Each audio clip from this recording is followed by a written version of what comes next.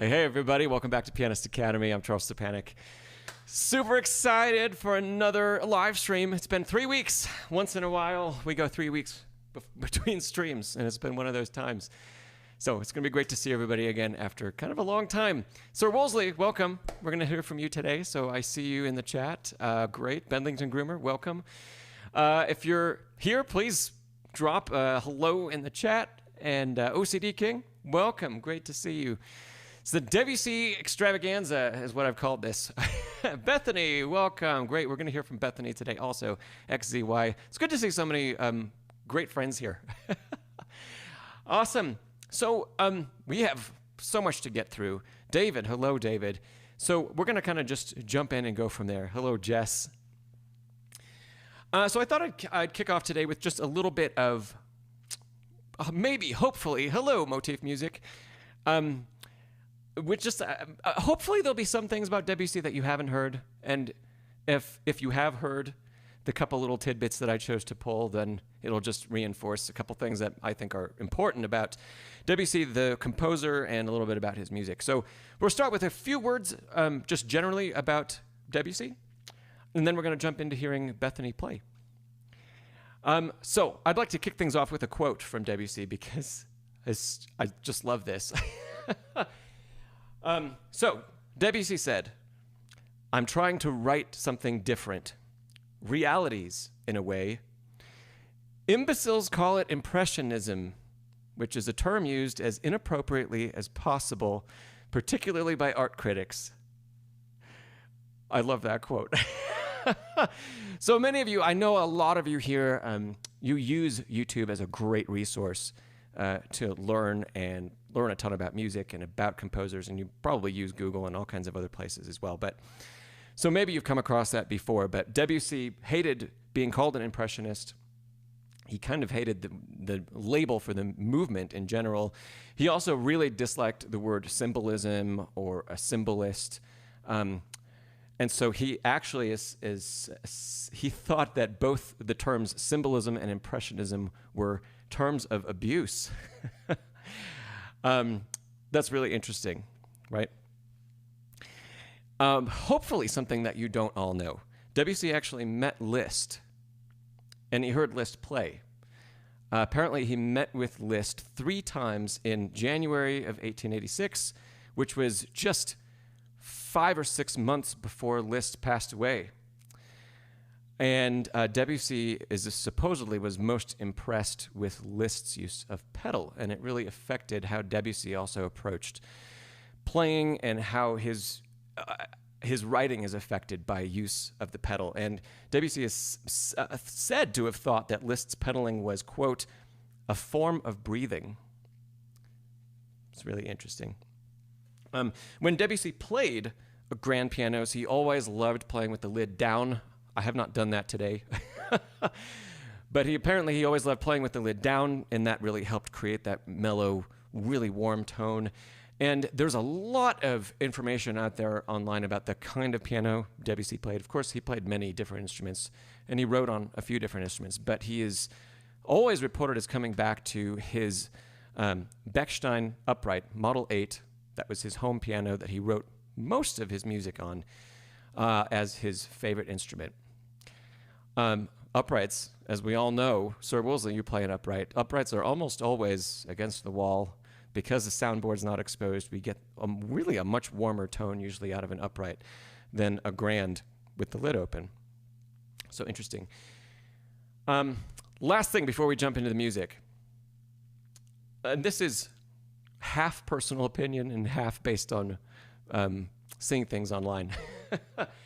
But when we talk about analyzing music, especially like use of Roman numerals or use of a typical theory talk.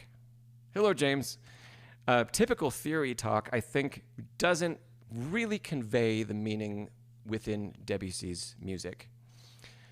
So his intention was always to create atmosphere by his use of harmony. And he thought of tonality and colors. So a lot of times Debussy's music will have triads or more typical harmonic functioning chords. but they'll be interspersed with a lot of other stuff. Very often, it doesn't do us any good to try to Roman numeral analyze a piece of Debussy's music, because his intent, Roman numeral analysis is all about function, the function of harmony in the classical sense.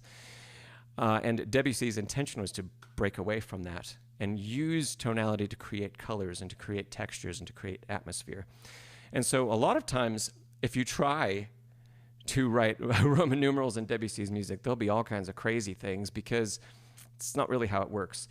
The things that we might say Debussy used as guideposts, of course, one would be the whole tone scale.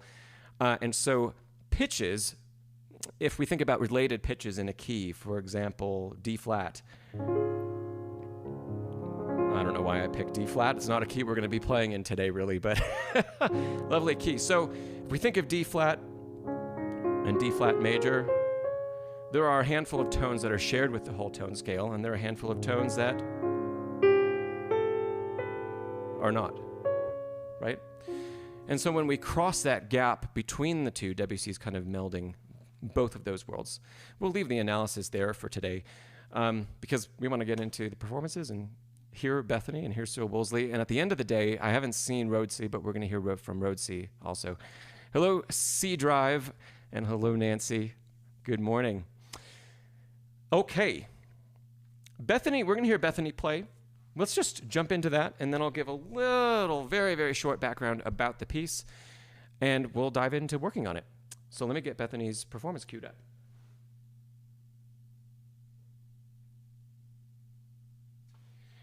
Okay, Bethany is playing The Snow is Dancing from Debussy's Children's Corner. This is the fourth piece in the set.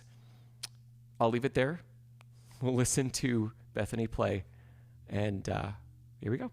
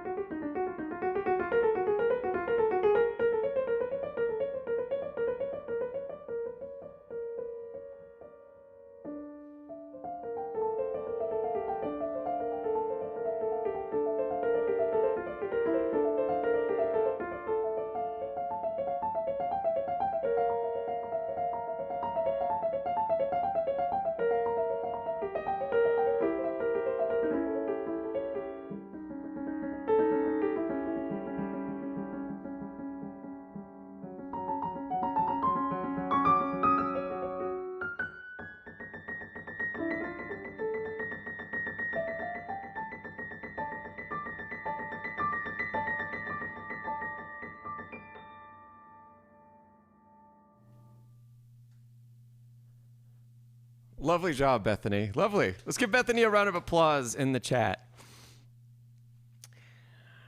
While you're dropping that applause in, like I said, this piece was from the Children's Corner. The Children's Corner, Debussy composed that set between 1906 and 1908, which is great because the piece we're going to hear next today was composed in 1909, I believe. I'll have to look at my notes. Yeah, 1909. So very, very close to the same time period. The set was dedicated to his daughter, and when the set was published in 1908, his daughter was 3 years old, Claude Emma. Her nickname was Choo Choo. Motif, thanks so much for tuning in. This piece in particular is usually characterized as being about children playing in the snow. Interesting. One other interesting point. All of the titles, unlike much of the rest of Debussy's music, all of the titles in the Children's Corner were actually published in English, not in French.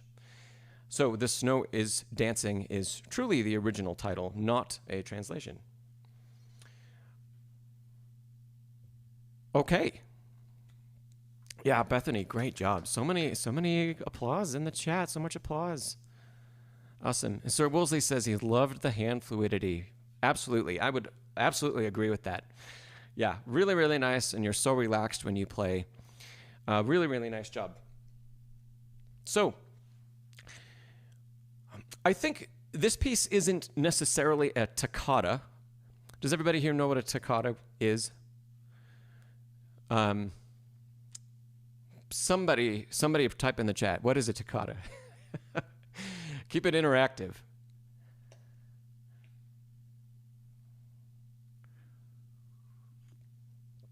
Jess says no. Maria says no. Nancy says no. I know somebody here knows what a toccata is. Bethany says usually fast, faster. Bedlington Grimmer says haven't a clue. A toccata is usually a type of piece. It is usually faster. Ser Woolsey says something Bach related. Bach wrote a very famous toccata and fugue. You always hear it around Halloween.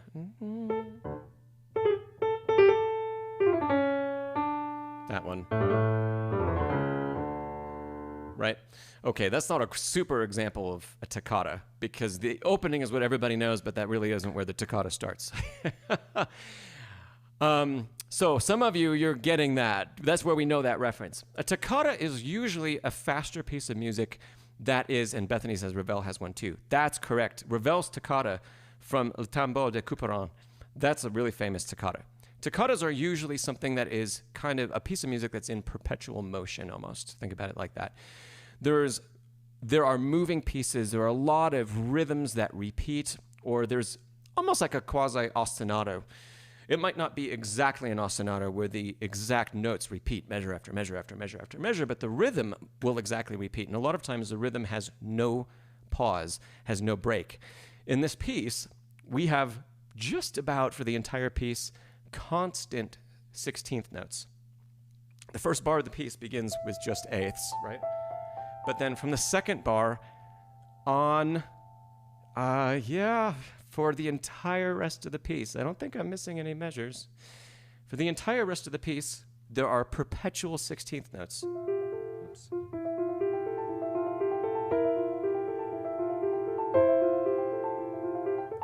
And so that is a great opportunity. And when we think about what the piece was written about, snow falling, children playing in the snow, I think that's an opportunity to say, okay, if we're in not a storm, not a snowstorm, but like a nice, pleasant, almost like a snow globe, if you think about it, like the most romantic type of snowfall you can imagine. If that's happening, we're not going to see the rate of the snow falling change all that much throughout the course of whatever's happening. It might change a little. It might pick up. It might slow down. So there are opportunities. And so I think we can think about this piece as, I'm going to call it a quasi-toccata. There are possibilities that I think we should look at where that rhythm stays more in perpetual motion and be maybe more picky about where we pull back, where we create retards, where we round off phrases, and where we choose to do that stuff. Bethany, I have 2 questions for you that you can answer in a second. First off, are you preparing this for something in particular? Is it being prepared for like an exam? Are you just playing it for fun? Are you planning on performing it somewhere? Let us know that. That's the first question. Second question, Bethany, does your keyboard allow you to half pedal or quarter pedal, or does it allow you to recapture sound? Like, for example, if I play something and I re-pedal quickly, I'm doing it with my left foot instead of my right. Here we go. If I re-pedal quickly, I can recapture some of that sound. Does your keyboard allow you to do that? Because I know some digitals do and some don't. And so I want to make sure that I tailor some of what we're talking about to what's possible on your instrument. Maria says that was so good. I would echo that, yes.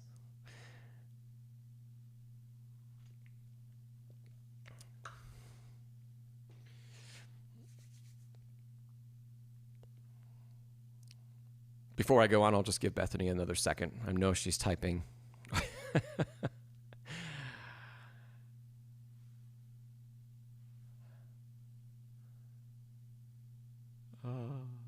Here we go. Bethany says, keyboard doesn't have half pedal, and you're using the Piano Tech library, okay, to record.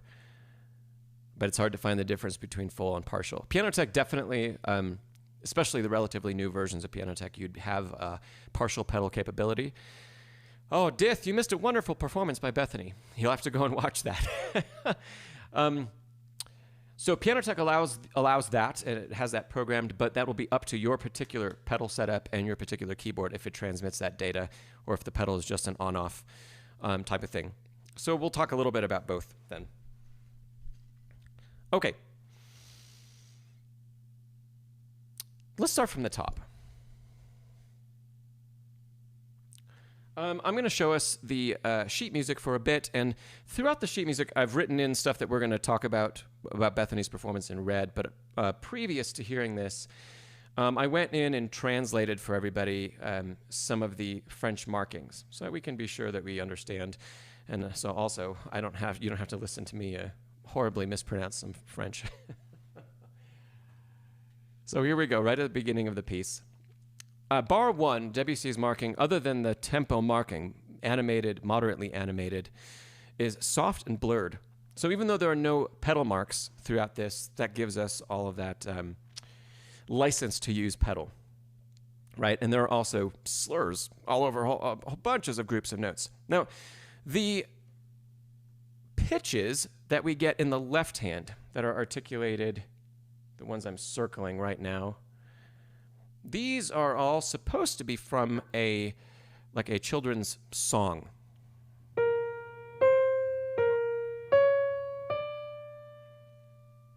I don't know if they've been modified. I don't know if it was a French children's song in particular. It's not a tune I'm familiar with, but if we know that, then these are children kind of maybe teasing one another.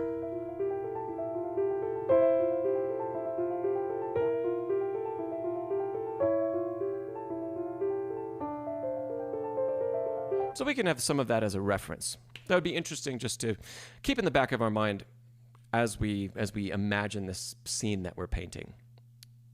Okay, so speaking of all of the toccata-like essence of the piece, Bethany, I'm wondering if there's a great reason for taking the retard that you took from the end of measure 6 into measure 7. So when you did this, if I start back at the second bar, the opening of the melody,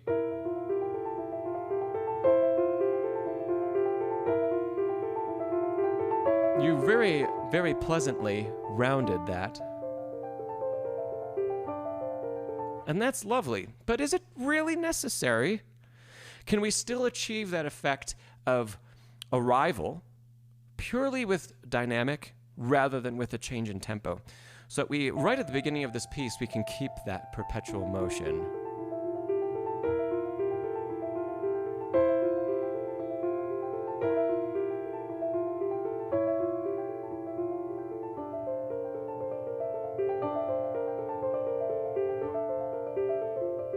Yeah? it has a bit of a different effect, and it helps us really get into the next section where things are going to start to change and pick up. So this is purely interpretation. I don't think what you did was unmusical or bad in any way, but I'd love if you would take take some time to experiment with eliminating some of those retards for the sake of the scene of snow falling that we're trying to paint. Okay, looking down the page here, there were some times in measure 9 and 10 that you took a pedal right in the middle of the measure. And I think, I'd have to go back and watch again, but I think we may have let the D in the 5th finger go. Maybe not. But we do lose that complete blur and that atmosphere that we've been creating for the previous 8 measures. So I don't think you need to take a pedal there. Even if your piano can't half pedal, I think it would be a better choice to maintain pedal through 9 and through 10, despite them getting a little bit blurry. I think that would be the better choice than kind of cutting us off, because when we cut off the measure halfway, we really kind of almost like suffocate the atmosphere. We lose all of that texture, right? Now, in the best case scenario, we would try to half pedal all of 9 and all of 10, because yes, it's a little bit too blurry, I think. And it's blurring too many different harmonic ideas together. So if we could find a place, if you're on an acoustic, let's see, where is it? Right about there. If I'm kind of taking a partial pedal, I would be finding that place on an acoustic right where those dampers are touching, so that I can smooth out some of that excess blur, some of that excess atmosphere, right? And we can stick a little bit more to the individual notes that are happening. But I wouldn't go so far as completely changing that, because that also can have the effect of, even if we don't intentionally bring it out, we can accidentally accent a note in the middle, right? So if we can find a place to half pedal, or if we can flutter pedal 9 and 10, that'll be really great. Of course, remember to keep that D in the 5th finger sustained. Okay, related to this, in the very next bar, measure 11, you chose to, after 9 and 10,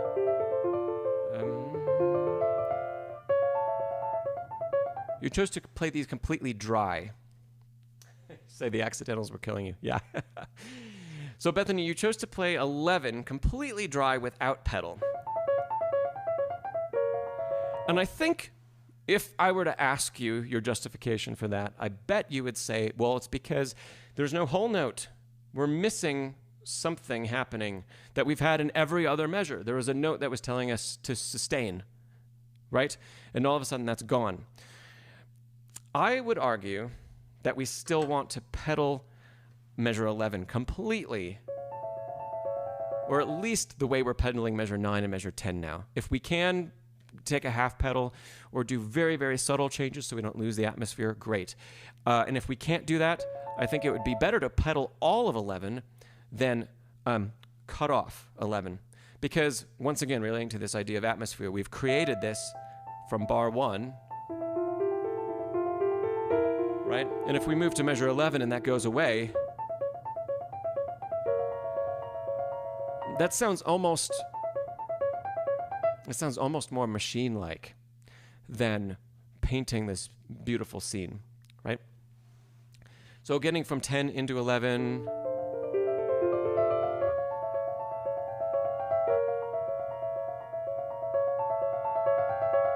I think there's a great opportunity there to continue to pedal that instead of cutting it off and making it dry, because when we do cut pedal off, we disconnect that feel and that atmosphere from the rest of what we've created.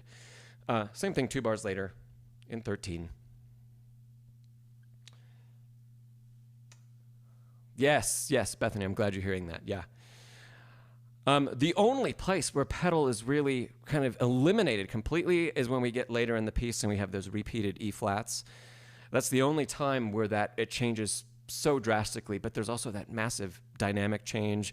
There's massive tonal change. We've moved from very whole tone inspired writing into very diatonic writing. Interesting, right? I just want to mention your hand distribution in 16. Where did you find that? Because let me show everybody what's traditionally marked in measure 16, and I'll play some of it for you. Measure 16, I'll play some of it, and then I'll make me full screen again so you can kind of see what's happening.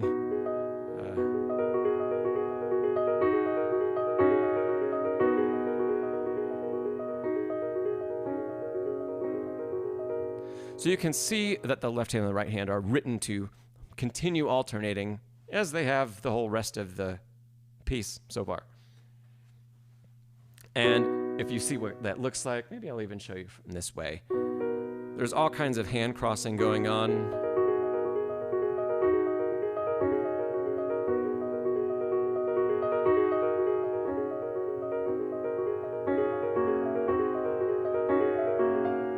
Right? So, Bethany, where did you come up with the hand distribution? Because what Bethany did was play, I believe, from measure 16 on, 3 of the 4 pitches with the right hand.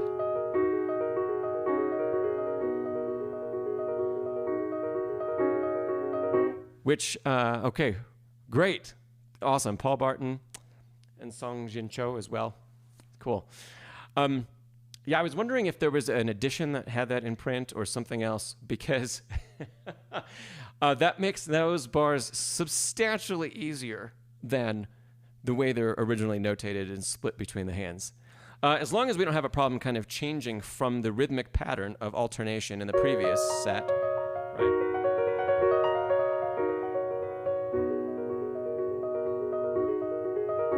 And then we'll have to change out of this as well when we get to the bottom of the page.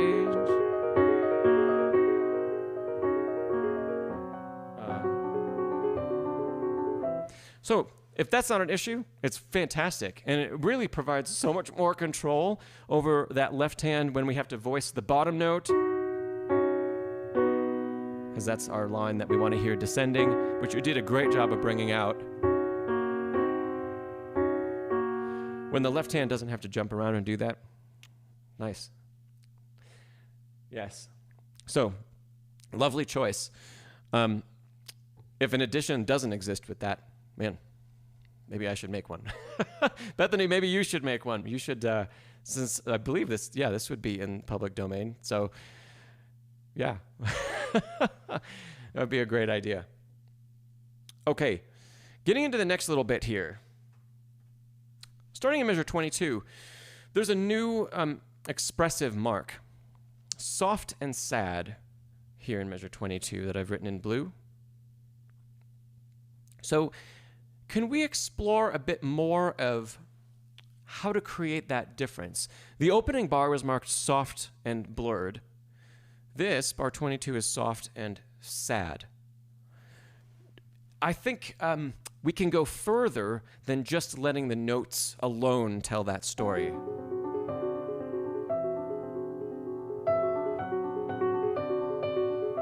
Right?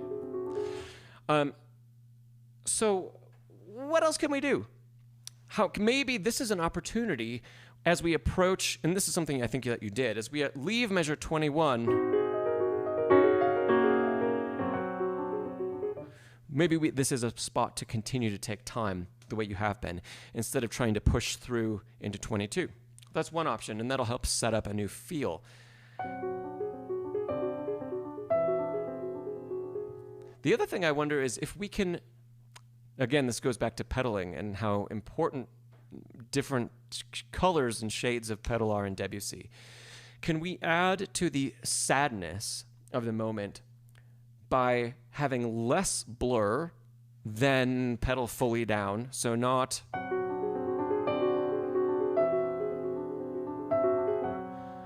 but can we hear a little bit more of the detached nature of the phrase while still not completely destroying the atmosphere.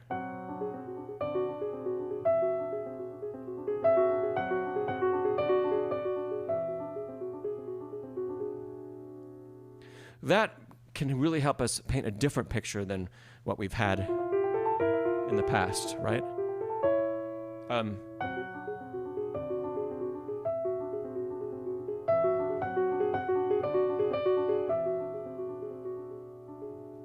Right?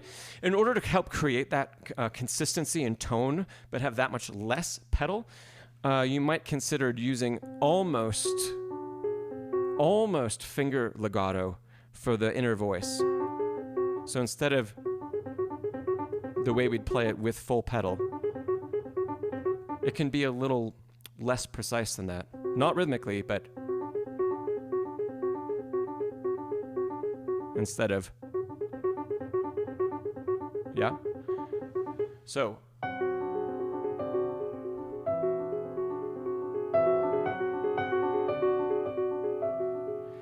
because of the way I'm changing the articulation with fingers, I'm allowed to use less pedal to sustain everything, yet I'm still keeping that sense of atmosphere alive and not having it go completely detached, right? Another thing that I've marked for these particular bars is, and this is something you probably just heard when you said more open sounding with less pedal, Bethany, is to explore some of the rests. So immediately, if we don't pedal, let's say every half bar or for every melody note, right? If this is one pedal for every melody note, we also end up sustaining these notes across this duration. Whoops, this note across that duration. And for the first time, Debussy has written rests. A lot of the rest of in fact, I think all of the rest of the left hand, when there have been stem downs in a second voice, everything has been written for the duration of the bar. And of course, Debussy could have written these to be half notes and a dotted half. And he could have mimicked the right hand if he had wanted to. But he didn't do that, which really makes me feel that the left hand, those bottom notes shouldn't be, I think Debussy's intention is that they shouldn't be sustained as long as the right. If he didn't want that particular sound, if he wanted that sustained sound, I think he would have had no problem writing half note, dotted half note. It would be easier and take less ink to write half note, dotted half note than quarter note, quarter rest, quarter note, quarter rest, right? So those are a couple spots to extra pay attention to. So just by releasing the note and the smaller amount of pedal that we're using,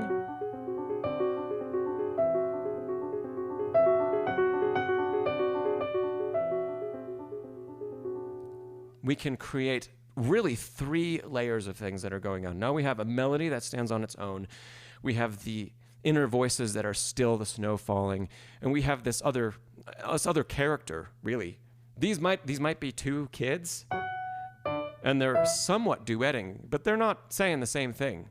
Maybe like one is, I don't know, fill in the blank with your own story. Maybe this is somebody got hurt playing in the snow and they're crying because the tonality's changed so much. This is so much more dissonant than where we were. And then their sibling is saying, oh, come on, you're fine. Right? Could be something like that. But anyway, let your imagination run with that and see where you go. But I think we can definitely make those measures 3 different characters instead of more like 2. Yeah? Oh, okay. The last thing I had there was, in these measures, 22 and 23, Bethany, this was one of the places in the piece where we had a little bit of trouble maintaining that rhythm. So was that just a fluke that happened because things like that happen when we record and when we perform? Or do you find that when you practice that you have that issue where the 2 hands start to disconnect from one another in this rhythm? Do you find that they start to disconnect regularly, more often? I'll wait for your answer before I say anything. Because if it's just a fluke, I don't really think you should change anything.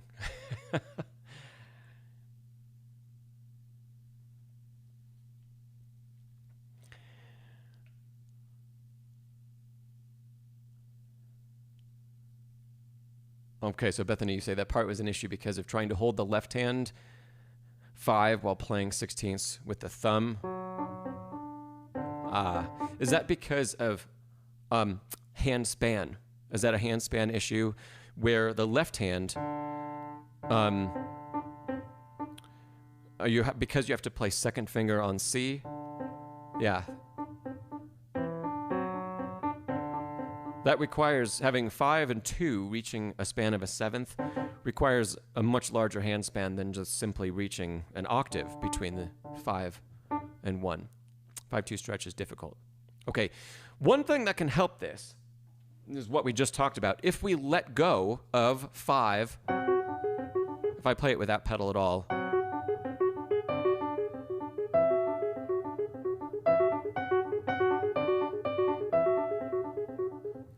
so that allows us to move the hand really quickly.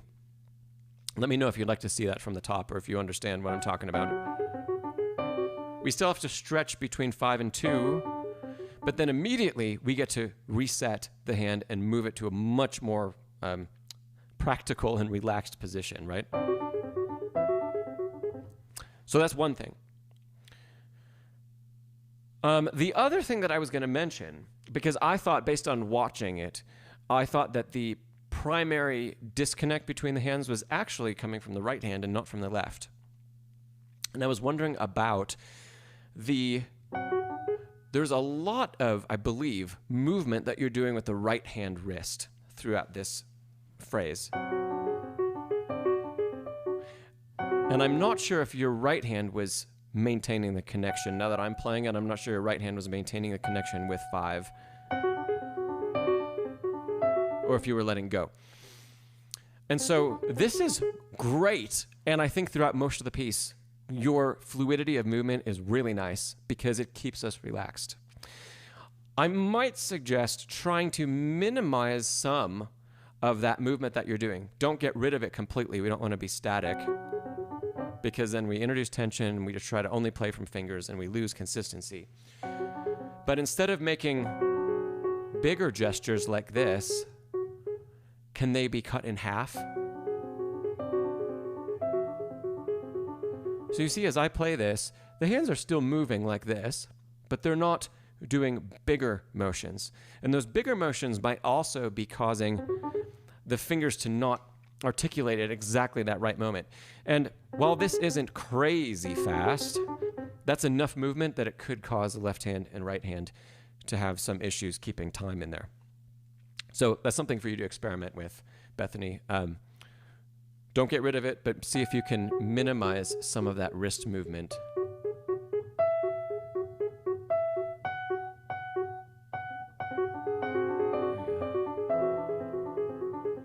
Okay. Should we have Chopin in the house? I don't know if I've ever had an opportunity to talk with Chopin. Hello.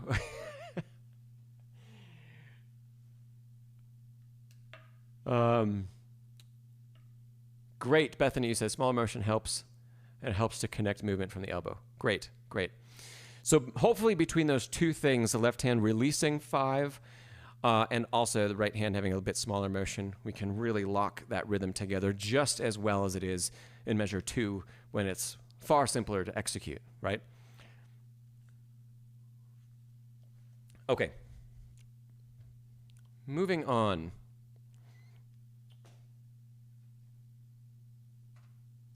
There we go.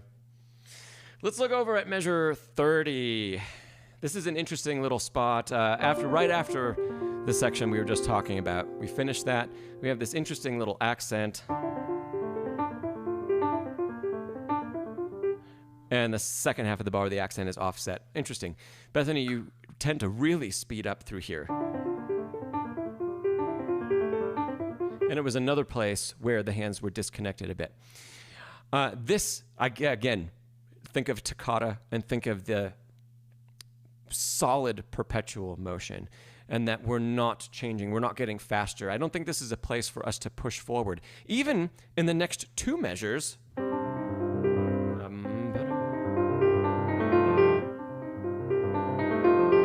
I think we really want to keep that precise, the rhythm, right? There is already a change in tempo given to us by Debussy in 34, when he marks a little bit slower, right? So I don't think we need to emphasize that any more than simply where the marking happens in 34. So if we get into that...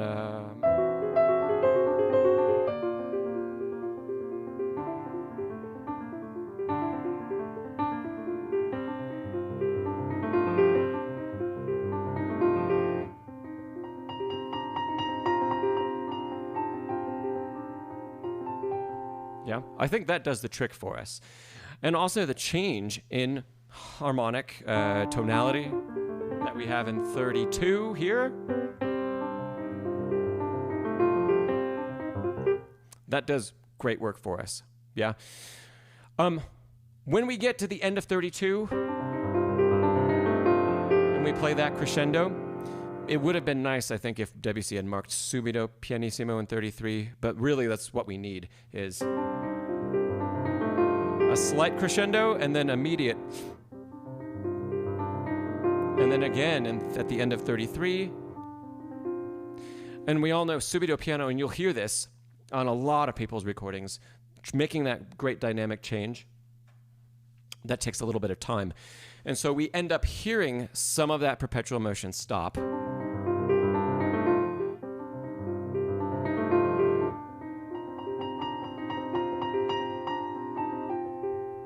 Right? So continue to explore the dynamic markings there.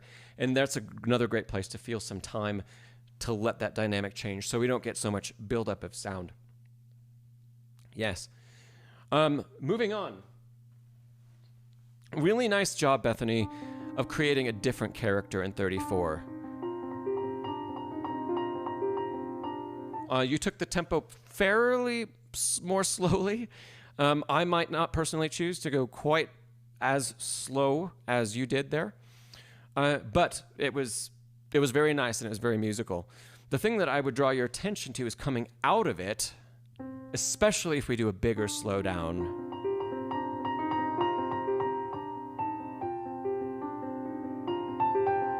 Notice where the a tempo or tempo primo or tempo be movement from the beginning, right? Where that is marked. It's marked on the second beat of 36. So we finish, and then right on beat 2, we have an opportunity to create a stark contrast. So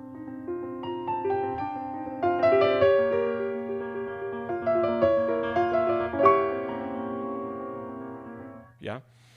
So pay attention to that, I'd say. And also all of our decrescendos that I've underlined here in 36 and 37 and in 38, all of those need to obviously begin from a place of bigger dynamic. So even though we're in pianissimo, we need to start louder than that. We let it kind of fade away. And then we start again in 37. And again.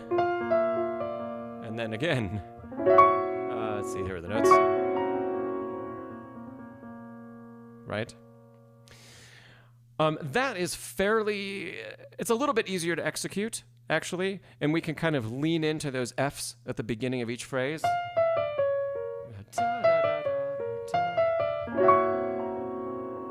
The hardest part about this is giving that nice attack on the sforzando in 38, and then getting us back to piano or pianissimo for the remainder of that bar and getting into the next statement. So that's another spot to really try to utilize half pedal, or be really particular about your pedal if you can.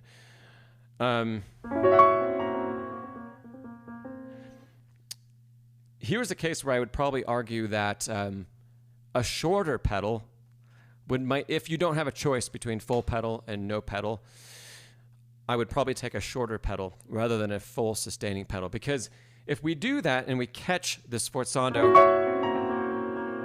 and then we have to play this, it's really hard to bring the dynamic down because everything is still ringing, right? So either a shorter pedal, or if you can, half pedal, so that by the time we get to 39, we're really back down to a nice soft dynamic. Really nice job in the next bar. Really great character when you played that. I love that. Coming out of there, I'll put the sheet music back up. So we're at the top of this page now.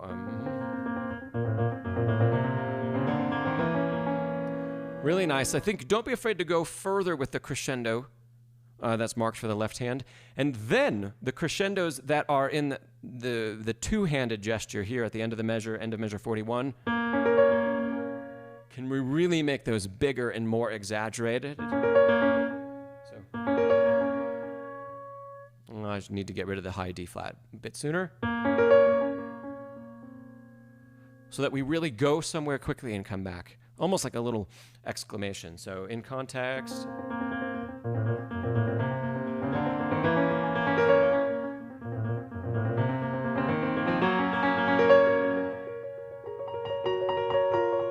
And then obviously same thing in 43. We have another opportunity for that kind of exclamation, as long as it doesn't get too caught in the pedal.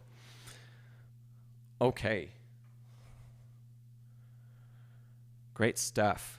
Your repeated notes, wonderful.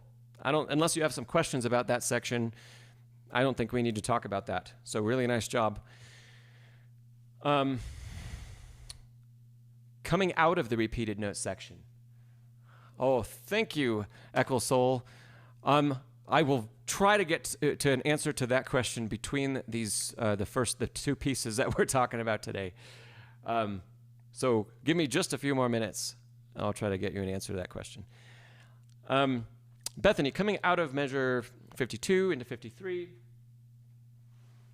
we're leaving the repeated note section, and Debussy's beginning to reestablish us back in the opening theme. So we have all of this.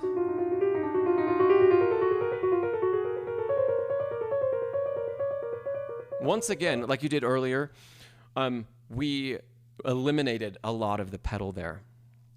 I've heard a lot of people play this with no pedal. It's interesting. It's okay. Perhaps this is an opportunity to do that, especially coming out of where we were. All those repeated notes, they're all detached anyway. So I can see a way of tying that together, where when we start this in 53,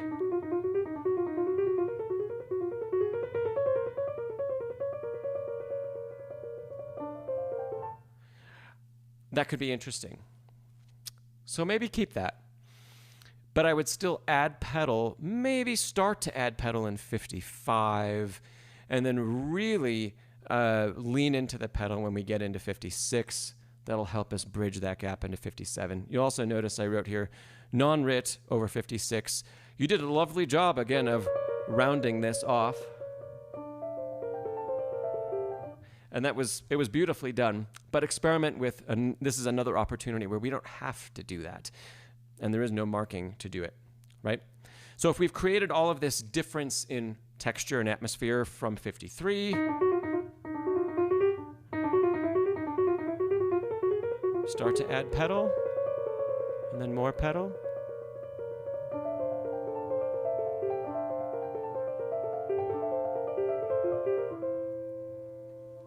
I think that would be a great thing to experiment with. Okay, we're almost done here, Bethany. The stuff that happens at the top of your page now in 64, that just takes a lot of practice, because the hands are shifting position up and down from one another. So that's a spot that I think a lot of people would struggle with, because It's not nearly as easy as it looks, and there isn't a great second option there. So you said you like the slightly less staccato in 63 through 65. Yes, yes. It kind of goes back to that feeling more detached than staccato, like we talked about in the sad section. Right? And I know we talked about this, Bethany, months ago, but Olafson's recording, I think we both agree that it's too crisp. I think he plays this like and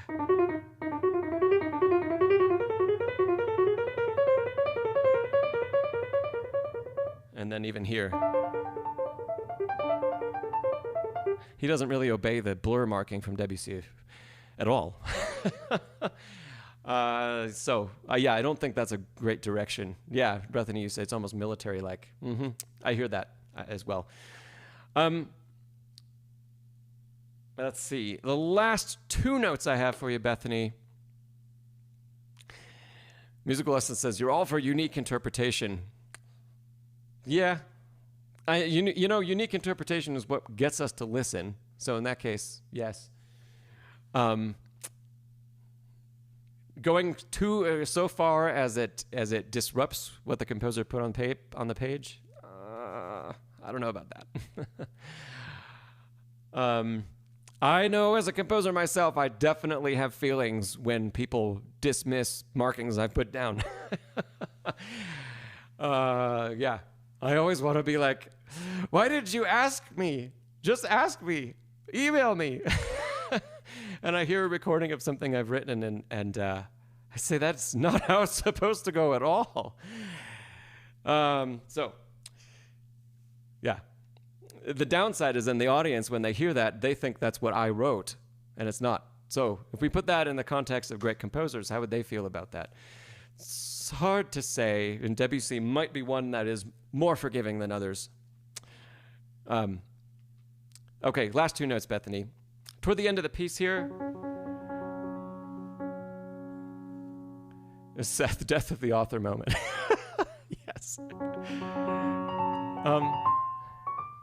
There are a lot of people that don't, I think, pay attention to this marking either.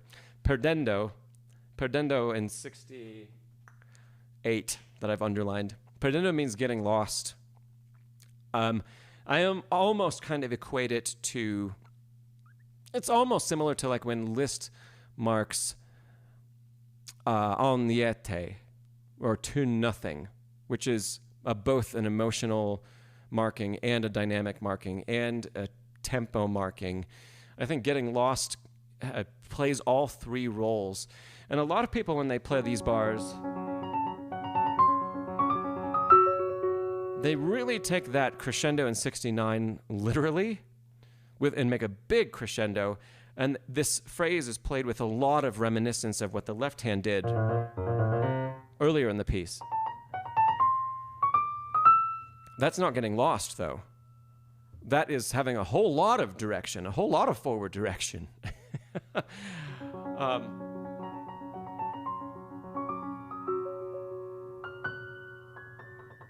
So I would really experiment with how we can obey the perdendo marking and the molto pianissimo. So that crescendo in 69 is still within molto pianissimo. And can our rhythms here, is Debussy giving us permission to be much more free with our rhythmic interpretation? I think yes, definitely. Last thing, measure 70. It sounded to me like this was very dry in your performance. And I know the pedal doesn't do a whole lot up in this register. I can't remember exactly which. There we go. F and F sharp on my piano. We lose dampers. So this is technically above that point where pedaling happens. But when we put the pedal down, we still should get all kinds of sympathetic resonance from the rest of the instrument. So there's still a difference between that and no pedal. And there's, of course, a difference in the left hand.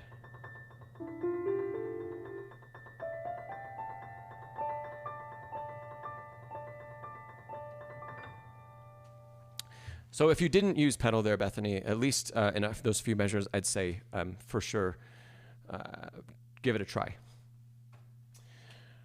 Okay. Let's give Bethany another round of applause. We did a whole bunch of, it was a real deep dive on this piece. And Bethany was already playing it really wonderfully. So we talked about a lot of fine details. So yes.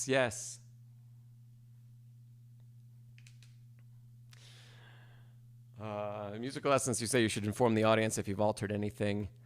Yeah, I don't mean like notes, but I mean things like if a retard is taken where I specifically didn't mark one, or where it doesn't make sense, or if a dynamic is changed, that can really impact the compositional meaning for me, either with how it relates to something that came before or how it's going to relate to something that comes next. So I have real mixed feelings about performers altering that stuff. When I haven't written anything in the bar, that's one thing. And of course, make a good phrase. But if I've written decrescendo to piano or pianissimo and de crescendo to forte, why? Yeah, Bethany, great job again. I think I and everybody here would love to hear you play again. So please send another recording in when you have a chance and when you're working on something new. And if you do post a performance of this somewhere on your channel or something like that, let us know of that too. Okay, we're going to jump into Ser Woolsley's performance very, very soon. Is it Ekel Sol? I have no idea if I'm saying that right, so I apologize. You say the sheet music looks beyond humanly possible. I think it looks more difficult than the piece is. It is, I didn't even get to mention this. The two pieces we're hearing today, this one is level 10 RCM, so it's quite advanced. And what Ser Woolsley is going to play is level 9. And I'd say this one is kind of smack in the middle. The Snow is Dancing is smack in the middle of difficulty of what Debussy wrote. So it's not his most, but it's far from his easiest. Ekle Sol. Ekle Sol. I think I've got it now. Thank you for that. Seth, yes, about grade 8 ABRSM is about grade 10 RCM. Nancy, a digital should mimic, it should have programmed the sympathetic resonance on the upper pitches, so you should still get that. And that, Bethany was playing a nice digital. It's not an entry level where they would kind of skimp out on some of that programming to save money. So definitely, I'd say yes, depending on its age, of course. And yes, musical essence, especially as you use a VST like Piano Tech should absolutely be modeling that sympathetic resonance.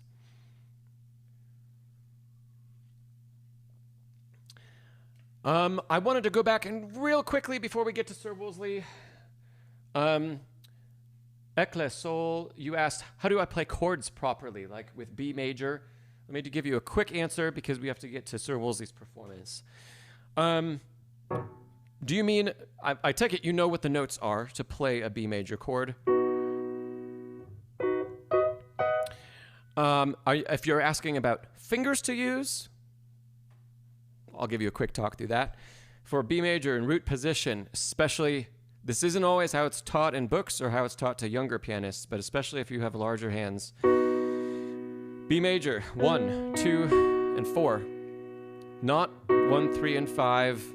That's usually how it's taught. But that is purely because of not being able to reach things, and because if we have to stretch from 1 to 5, well then or if we have to stretch, from 1 to 4, we're not going to use that. We're going to use 1, 3, 5, and that makes B major relate to all of our other white key majors. However, there are a lot of times that really should change. And so if it's not a stretch for you to play 1 to 4, which for most adults it is not at all, the whole the reason we come across 5 written in so many books is because a lot of books are written for children taking lessons and not adults. So 1, 2, 4. Here, first inversion, 1, 2, 5. Second inversion, 1, 3, 5. What would be a great exercise for you is to learn your cadence patterns in all 3 inversions in B major. So B major, cadence pattern is playing the 1, the 4 chord, or the 5 chord, or the 5, 7. 1, 4, 1, 5, 7, 1. So, can you go through those? You'll find out right away why playing with 4 is actually important. Can you do the same thing in first inversion? Can we do the same thing in second inversion? This is giving myself a test. There it is. Okay, that would be great, and it'll get you experiencing the primary chords in B major in all of their positions or all of their inversions. Yeah. Now, one last thing before we jump to Ser Woolsley. When it comes to actually articulating the chords, be really sure that we have a nice, this part of the hand is called the bridge, right? We want a strong, supported bridge. So a lot of times this, in earlier lessons, this will be taught as having a bigger curve in the hand, because having a larger curve helps you helps you with this foundation, right? This shape, this arch, is a really, really strong shape in nature and in architecture. It's also a strong shape in the hand. So have a nice arch, very supported bridge, so that when we play, that doesn't happen. We don't want the bridge to collapse. We don't want the wrist to be high. As soon as that happens, I have a really hard time articulating all 3 pitches simultaneously. But if the bridge is strong, bam. It's much easier. Okay. Awesome. Thanks for that question. Okay, Ser Woolsley. Jumping over to Ser Woolsley's performance of... I'm not going to say what it is yet. It's in the description. You can all read that. Let me cue up Ser Woolsley's performance. There's a reason I'm not going to say the name of the piece first. I'm going to tell you after we hear Ser Woolsley play.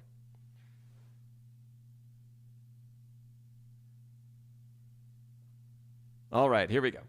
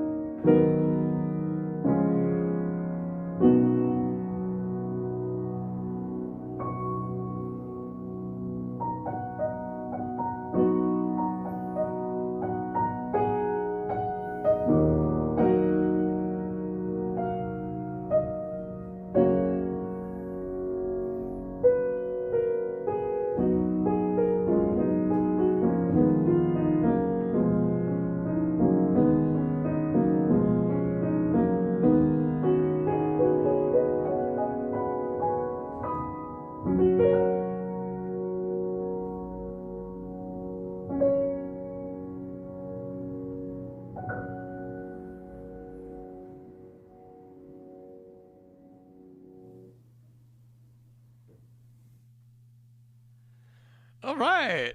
Let's give Ser Woolsley a round of applause. This was the second time, I think, Ser Woolsley, right? The second time we've heard this from you. We may have only heard the beginning before, and now we're finishing up the whole piece. Really nice. This piece is, of course, The Girl with the Flaxen Hair from Preludes Book 1. Now, I bring that up, and I said the name of the piece after because, little tidbit about the Preludes in particular, in the original publications, and when Debussy intended these even to be performed, he didn't intend the title to be at the top of the page or to be given before the performance. He wanted people to experience the music first before... Oh, really, Ser Woolsley? First time playing it. Maybe you sent it to me. So Debussy wanted people to experience the music and experience what that was about and create their own images in their own imagination before he gave them maybe his inspiration or maybe what he felt the music was about. So that's an interesting thing, a little just interesting tidbit about the Preludes in particular. Another interesting tidbit, Preludes Book 1, he wrote all 12 Preludes in Book 1 between December of 1909 and February of 1910 in 3 months. I don't know off the top of my head how long he took to write Book 2, but it probably wasn't very long either. And the Preludes as a whole are generally considered to be some of Debussy's finest works, especially some of his most mature, let's say, in his compositional style, his most mature works. So that's truly remarkable that he wrote so much music in just 3 months. Unlike sets of preludes from the past, so think like Bach and Chopin in particular, the Debussy preludes are not necessarily intended, first of all, to be played as a set. They're not always linked together by key or by some motif. Sometimes they are, and sometimes they're not. So he didn't write them to be performed in a massive set. But for example, Chopin did. And his preludes, if you play all of them, they're not intended to be separated out. Or, especially, the order is not intended to be changed of Chopin preludes. You're supposed to play one to the end in order. And there are compositional reasons behind that. And Bach and Chopin, as we know, wrote their preludes in all of the keys. Debussy did not.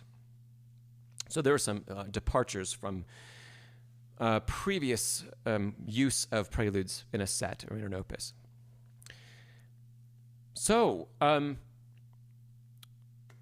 does anybody know, and especially Ser Woolsley, does anybody know what the girl with flaxen hair, what does that image mean in visual media? What does it mean in art?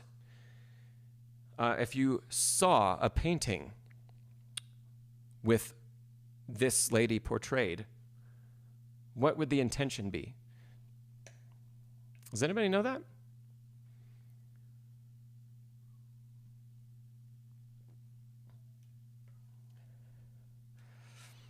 I love asking questions because it gives me a chance to have a drink of coffee. So Woolsley says, what do you mean? So a lot of times in art, specific images have very specific meanings. And there's a reason why an artist will choose a subject or an image, even if that's not the main subject of a piece of work or a piece of art, a visual piece of media. Even if that's not the main subject, there are reasons why different elements will be in there. So especially around Debussy's time, I'll give one more minute. What does the girl with flaxen hair mean? What does it mean? What does it say about the work of art? Or what does it portray? So Rhodsey says, you don't know, a young woman in a field. That's great. And that's actually, if you Google it, that's probably what you'll find. When artists use that image, they are intending to portray innocence and naivety. So, Ruth, you wrote it. I'm sure you wrote it before I said it. Brilliant. Thank you, Ruth. So, yes, So this piece is about innocence, really.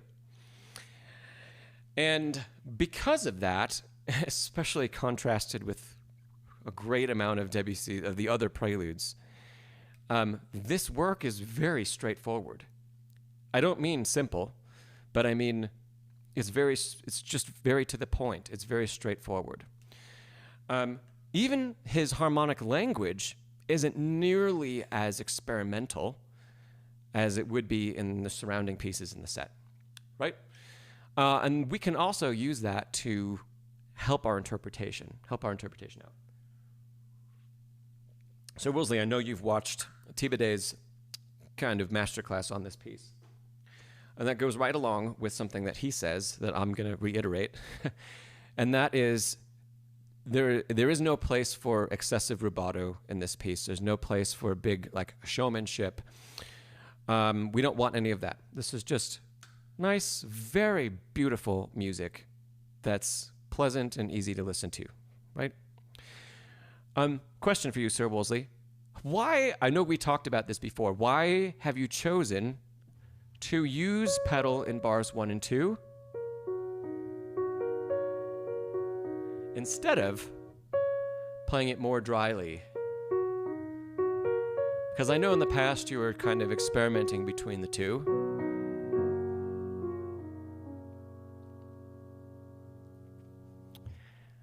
So do you have a reason behind that choice? I'm curious to know. David says, are there compositional elements that make a prelude a prelude? Generally speaking, I think preludes are they're shorter pieces and they're more simple pieces. The form isn't going to be so complex. There isn't going to be so much of a development of ideas. You could almost kind of write anything and call it a prelude if you'd like. So think shorter than a sonata, shorter than a sonatina, even though it might be in ABA form. And this piece is kind of in the same form. But preludes, I think there's a really wide range. And of course, if we think about what prelude means, a prelude is a piece that comes before something else. So on concert programs, you'll generally hear preludes played at nearer the beginning of the program or the beginning of a half in order to set something else up.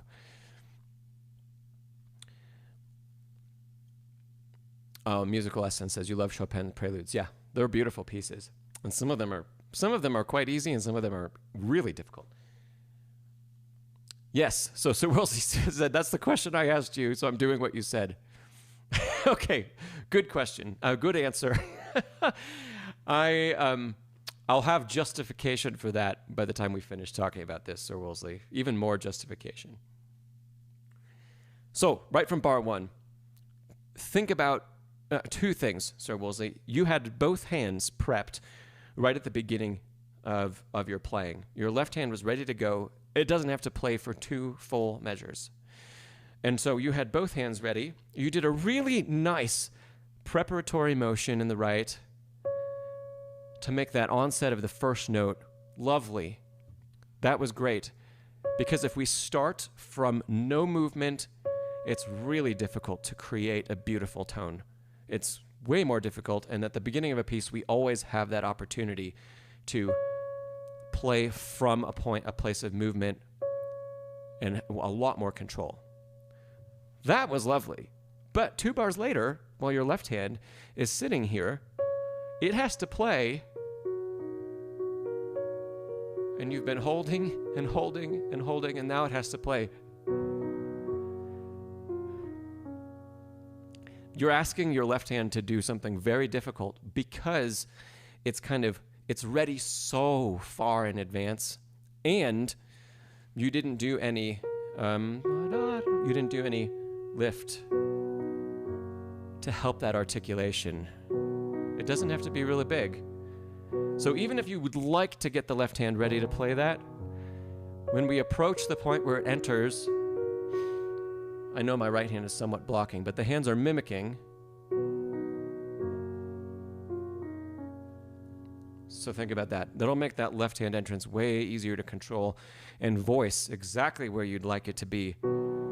in this chord rather than kind of maybe have it disappear or pop out, which we lose control over both of those sides of dynamic when we try to play from a static position. Okay. Also, bar 1.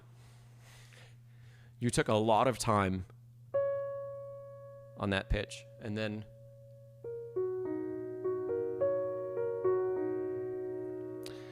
I think there's a little bit of an opportunity to let it ring, to let that first note ring, but it's all by itself anyway, and it's a beat and a half long.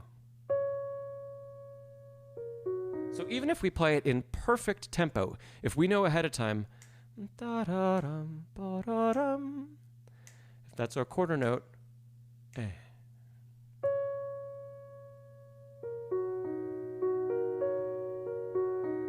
it still gives that same impression, but it ties it together a little bit better, right? So really have that. I know you've got your tempo in mind, because as soon as we start the 16ths, it's right there. It's perfect. But, so yeah, Ser Woolsley, you said you take a lot of time, maybe a little bit too much. And maybe too much, and that's going to be a little bit of a recurring theme today. Speaking of that, at the end of your third bar, so I'll start to put some of these on the screen now.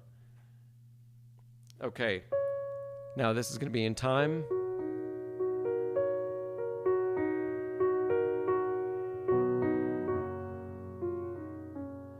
If you want to take a little bit of rubato at the end of the phrase, fine.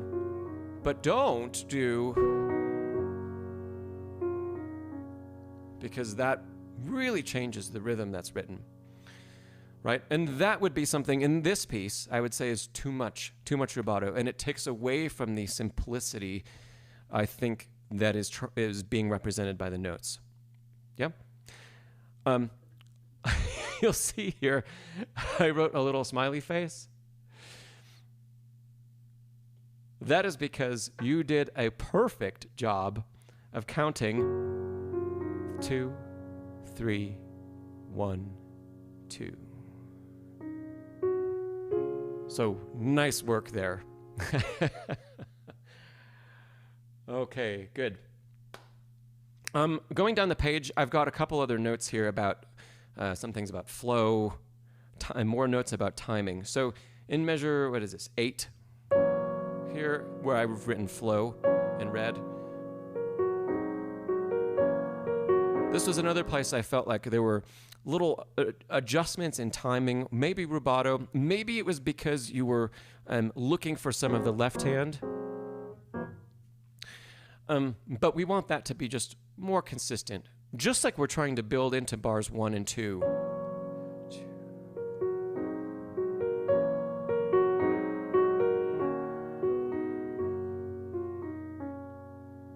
Right? Leaving that and getting into measure 10 here. This is a really interesting measure because of all of the ties that are going on in all of the different voices. Technically, that top note, D flat, that's right here. Technically, that is tied, and that remains our uppermost voice. Which means what happens next is not a continuation, but we could think about it a couple different ways. One potential way would be thinking about it like an echo, and then off in the distance, right? Or you could think about it like a second subject or a second voice, but that second voice should be remarkably softer than our main voice, I think, because I still want to hear the D flat as the main tone that's ringing, so I don't want to distract from that. I didn't get a good look in your video, but Ser Woolsley, are you truly finger sustaining all of that? This is, by the way, here, I'll play it again. No pedal. I'm not using any pedal now.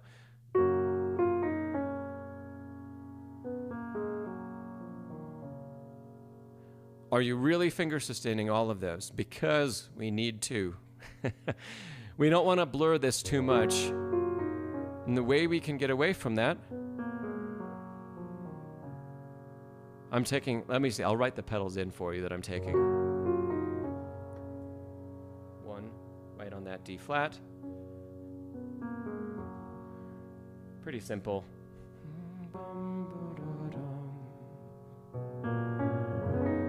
Yeah. The only way, obviously, we can sustain the texture, all of this. Great, you said yes. Okay. I'll stop harping on it. I didn't write it in this score, but anyone tell me, especially Ser Woolsley, Side, what does that mean? What I just circled and now highlighted in red. What does that mean? We saw it in Bethany's piece also. A lot of times we're used to seeing markings in Italian and not so often in French. Great, Ser Woolsley, giving what?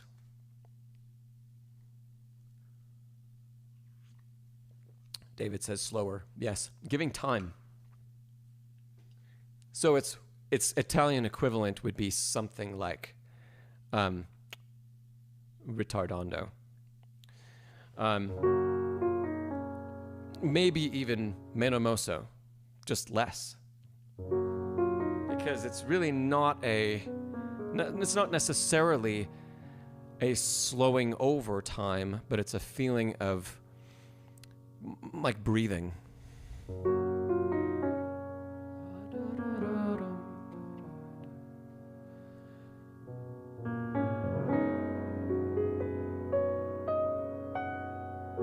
Awesome. Thanks, Musical Essence. Okay, great. Let's move on. Let's see. Going on to measure 12.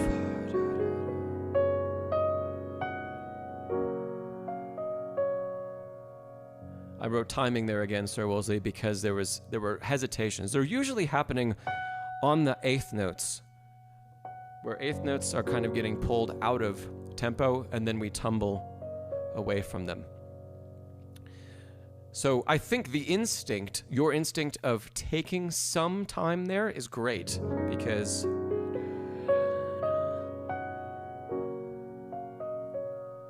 my playing of it is not in perfect time either. There is a subtle pullback, and it's on the same note that you're doing it. I think it needs to be a little bit less, though. Yeah, just so that we're still staying within context of what our pulse is.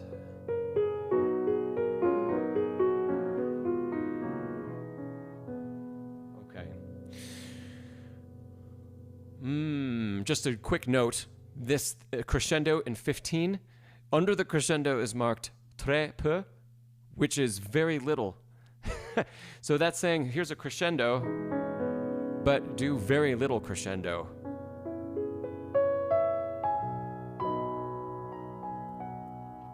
So it's just the tiniest bit of expansion. Don't feel like you have to go too far with that. So Woolsley, I've got timing written in 15, timing written in 17. 17 again was the first eighth note of the bar.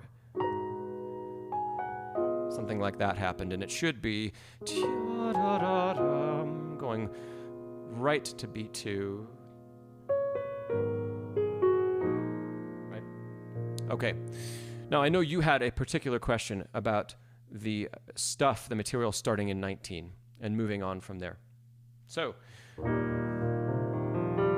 was about pedaling in general. How do we keep the resonance happening through all of this, yet keep it clear? And the answer to that is really the same as what we talked about back in measure 10 earlier on the page. Finger, sustain. Before I get rid of the page, we have, let's see, I'll put these in green so they're a little more obvious. Our low E flat, we need to hold for the duration of the bar. This B flat that's articulated there, we need to hold for the duration of the bar. These notes in the right hand, we need to continue to hold for the duration of the bar. Hello, Antonio. That allows us I don't know if you may have played the bass note at the beginning of the bar, Ser Woolsley. It sure felt like you did. Maybe not, but right? Samed, hello. So really pay attention to where all of those notes are marked. Let's go to the next page. I'll put it again in green. This one we're not going to be able to hold quite as long because the hand has to leave, but we can still help it out, right? And here, we're going to have more use of pedal in measure 20 and a little bit more in measure 21. But at the beginning of this, when it's very quiet,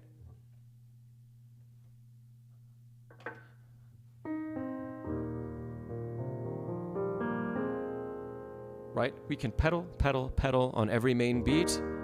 Pedal, pedal. Everything is still sustaining because we're holding especially 5 and 3 in the left hand.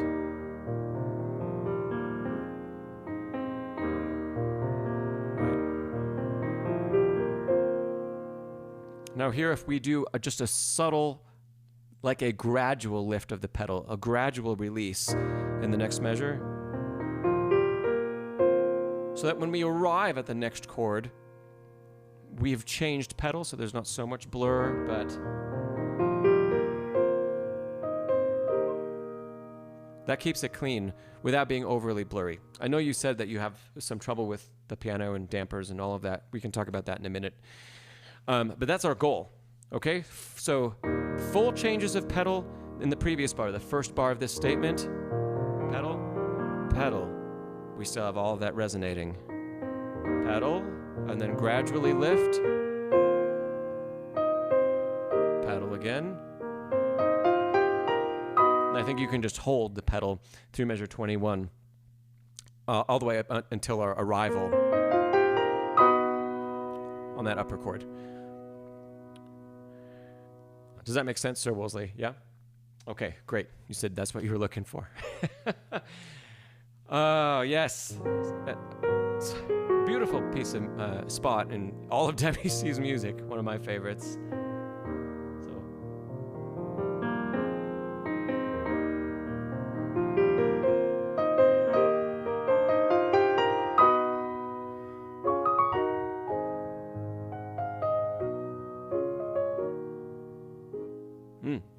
So good. I didn't notice, Ser Woolsley, that you took too much liberty or increased your dynamic overly so in these measures, but just a word of caution because it's easy to do, and I think a lot of people can overdo it, especially on the second ascent. It is only marked mezzo forte, so it's not this big glorious moment, right? It is not that. The dynamics are still really nicely contained, starting back at the beginning of the line.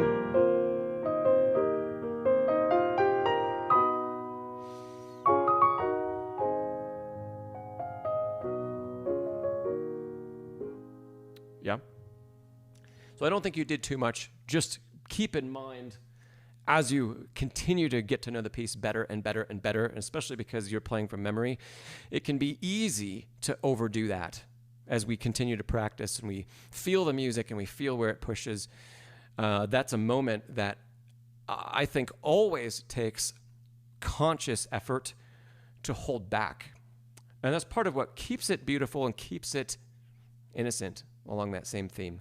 It's just a pleasant crescendo. Yeah.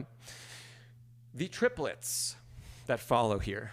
Here we go. To articulate those a little bit better, feel a release. I hope your teacher lets you do this. Feel the release of the upper chord,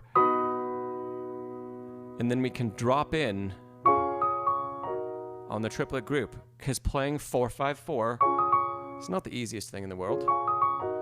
But if we can create an impulse on the first note of the group, that's going to be great practice. Drop in on the first one and over-exaggerate the dynamic to start with. So. And we want to feel that as one motion.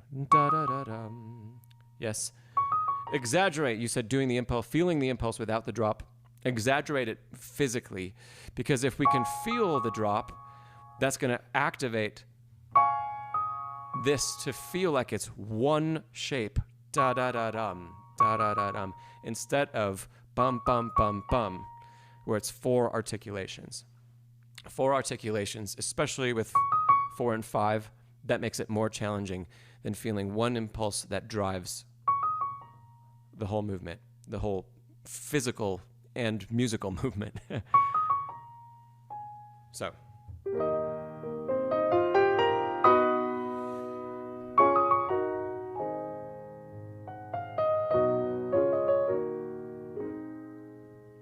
Make sense? Okay. Your next question you had for me was about voicing in this planing section in measure 24. So, and Debussy's marking is without heaviness.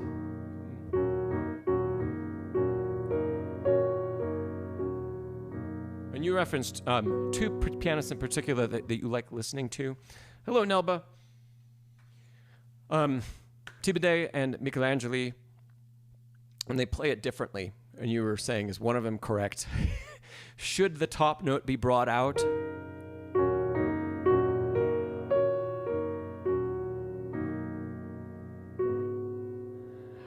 You know, honestly, I don't think, or the flip side, sorry, would be that all notes are even.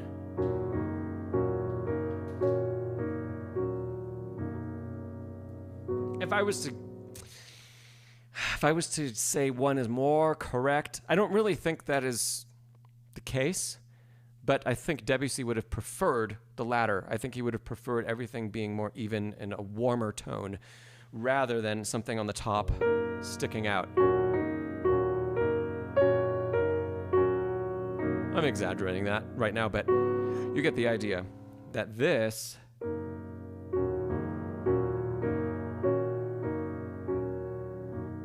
that's more of a Debussy tone than really popping out the upper note.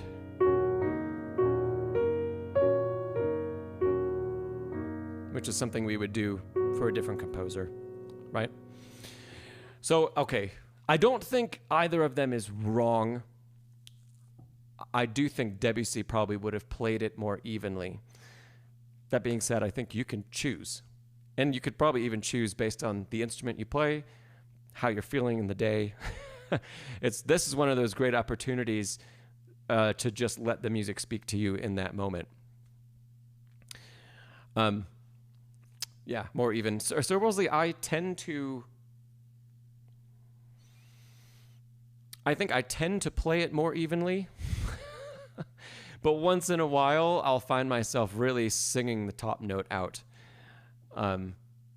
So it really depends. It depends on the day I'm playing it. Okay, let's kind of bring some of this full circle. We're coming up to this other spot where we hear the opening theme come back. Measure 28. We have this, sustained, and then our opening theme.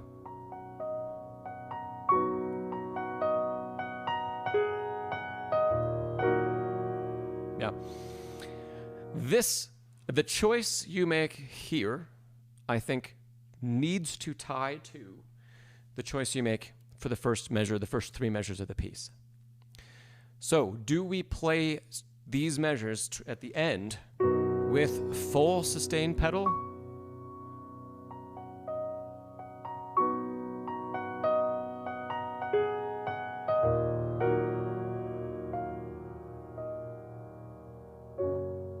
If we do that, I think we need to use full sustained pedal or close to at the beginning, because I think we want to draw that comparison. We want to show the similarities between this and what happened earlier.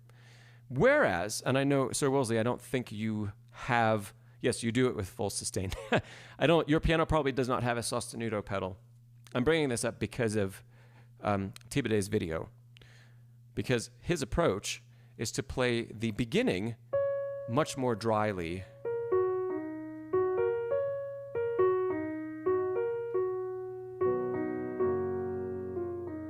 Right? And when he gets to the second page, he uses sostenuto pedal to hold those, and then this can also be more dry.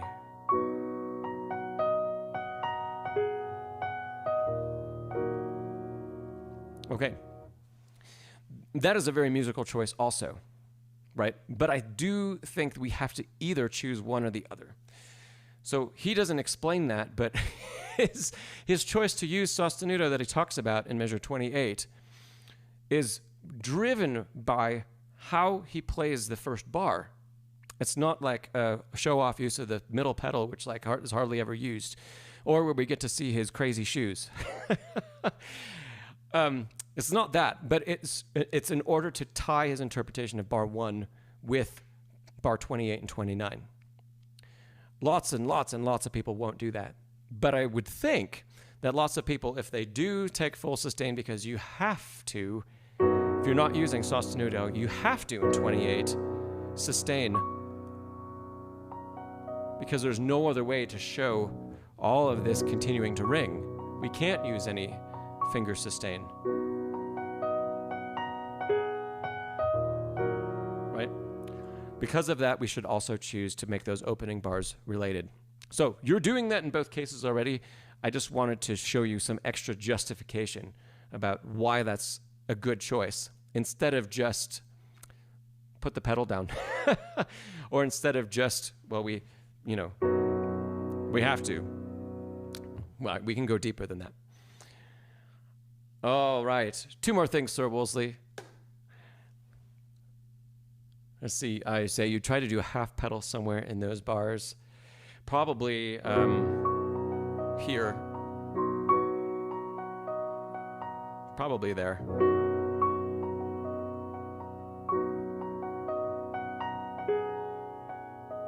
You say when the broken chord is. That should just be a full pedal. At where we have to break the chord. That's a full pedal.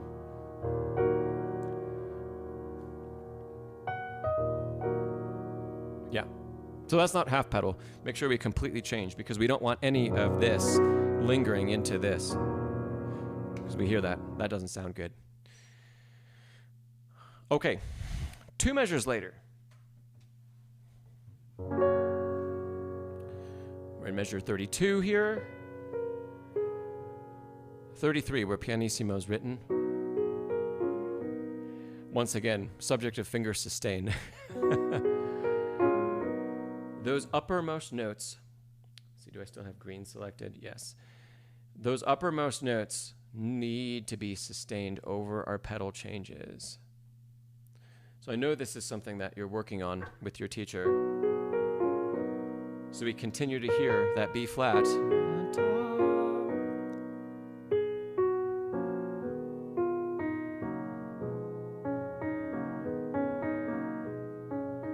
So each of those measures, the right-hand note that sustains across the beat, we want to continue to hear that, so we can't let it go.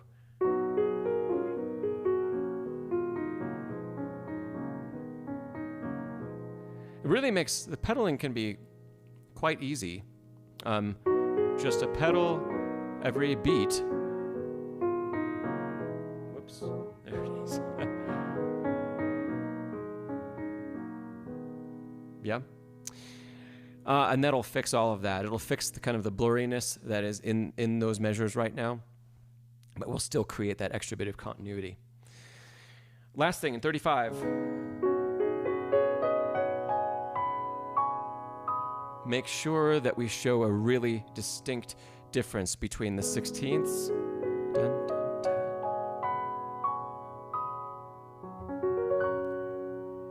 Right. So that we really understand that it's the ritardando is written in the rhythm. It's not just us slowing down, but that we really hear a change in rhythm. Even if we speed up through 35, which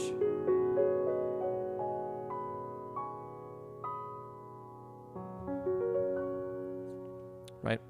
I don't know if I'd necessarily speed up, but if that's a choice that you'd make, we still want to, as we're tapering and as we're coming back and pulling the rubato in the opposite direction, we still want to make sure that as we feel this pulse, here's our 8th note, that those are triplets and not just slow 16ths. Yeah? So Woolsley, do you have any questions? You've come a very long way, Ser Woolsley. Let's give Ser Woolsley another round of applause. This is a far cry from Satie, which we heard, a year and a half ago. Yeah. So really nice work, Ser Woolsley. And, in fact, it's lovely to hear the piece played on an upright, because that would be much more authentic to how the piece was composed than my piano. Good, great, Ser Woolsley. Okay. Yeah, I hope that was helpful for you. Oh, there was one more thing that I missed saying. I just saw it in my notes now. This section that we were talking about voicing.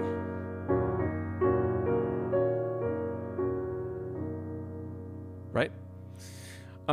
You have some trouble controlling the articulation of all of these. So can we do a little bit more just releasing the notes? There is no way, so I don't think your teacher is going to disagree with this. There is no way to finger sustain them. We have to use 5-2-1, 5-3-1, 5-2-1, or 4, 5-2-1, 5-2-1, 5-2-1, 5-2-1, 5-2-1, 5-2-1. They're all the same fingers in the right hand. We have to release the fingers. So if we can release them a little bit sooner and in a more relaxed way, that's going to help us get to the next chord that we need to play.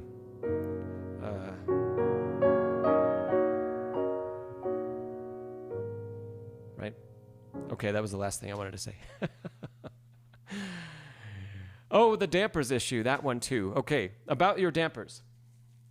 It's hard to tell without playing the piano, but any piano tech should, even if they sold you the piano, they should want you to have a piano that works the best it possibly can for you.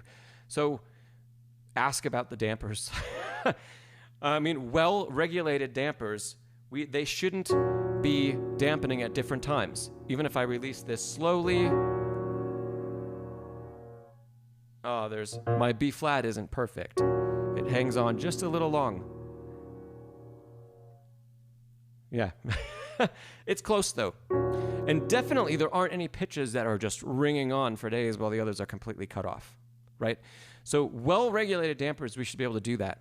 And it could be as simple as when the pedal is released, when the pedal is up in its natural resting position, that we just need some more on your upright. We need some more force, just a hair more force on the strings.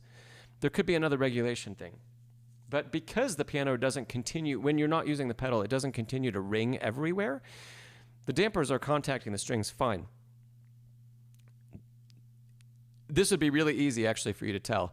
If you take the front cover off, you can lift the lid, but then the front piece also comes off of an upright. And if you take that off, you'll be able to see all the working mechanisms in there.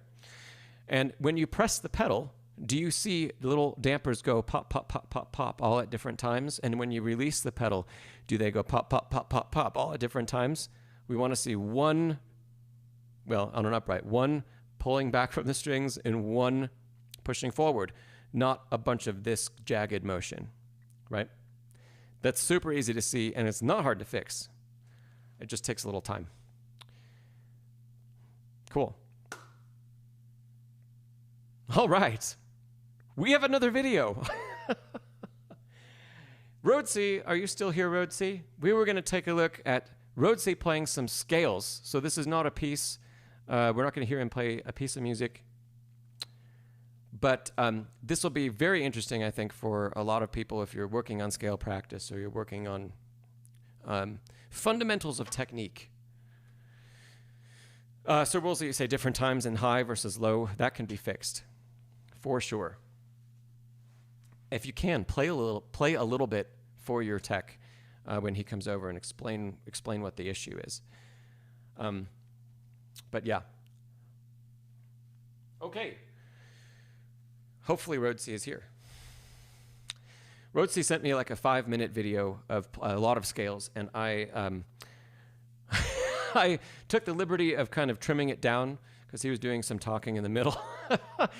And Rhodsey, you also filmed it backwards and mirrored, and so it was really hard to see what was going on, so I flipped it around for everybody.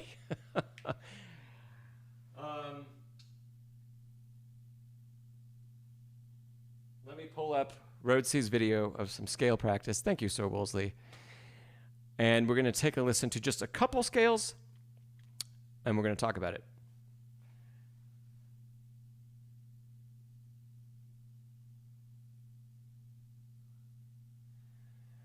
All right, here we go.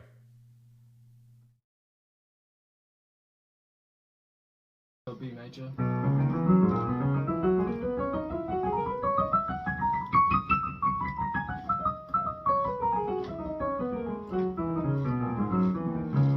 Now that's just me going for accuracy. That's the fastest I can go when accurate. Now I'll do it with speed. I'll go up to this beat here.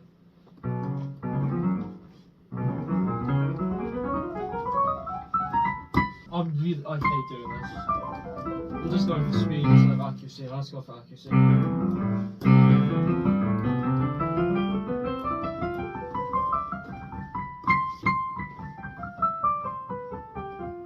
It's too slow.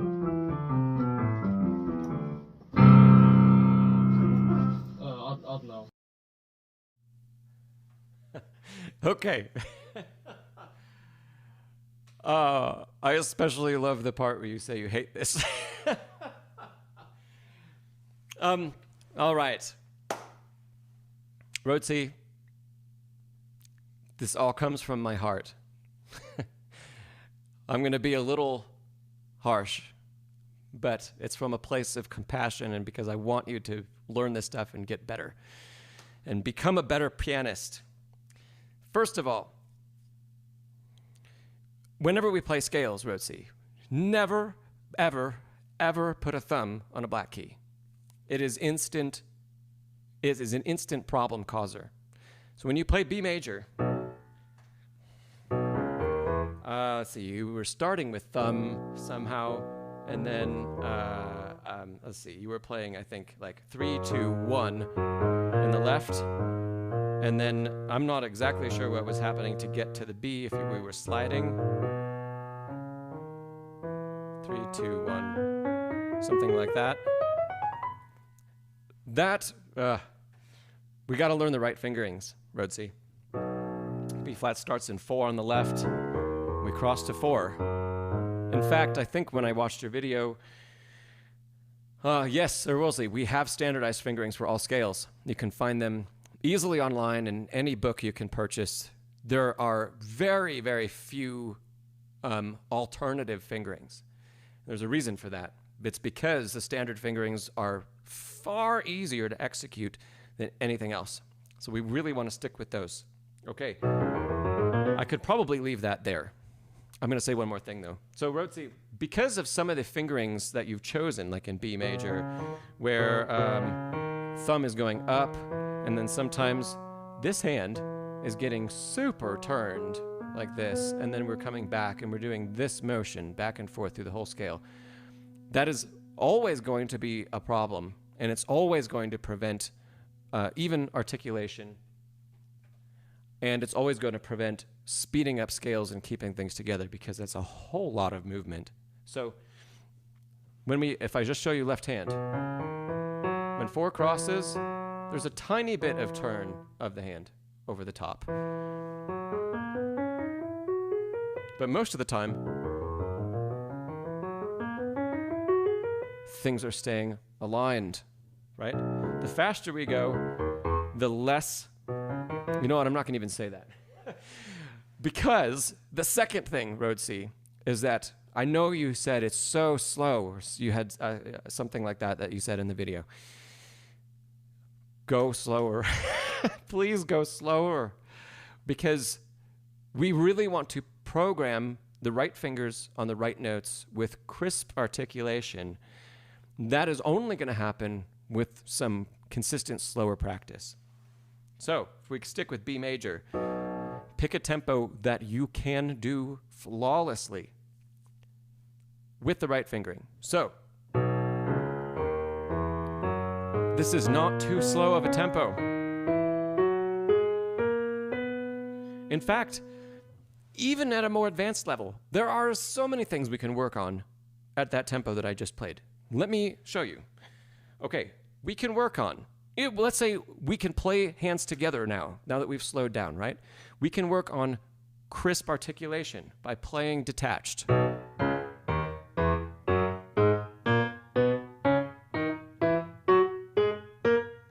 Okay, we can work on long, short patterns.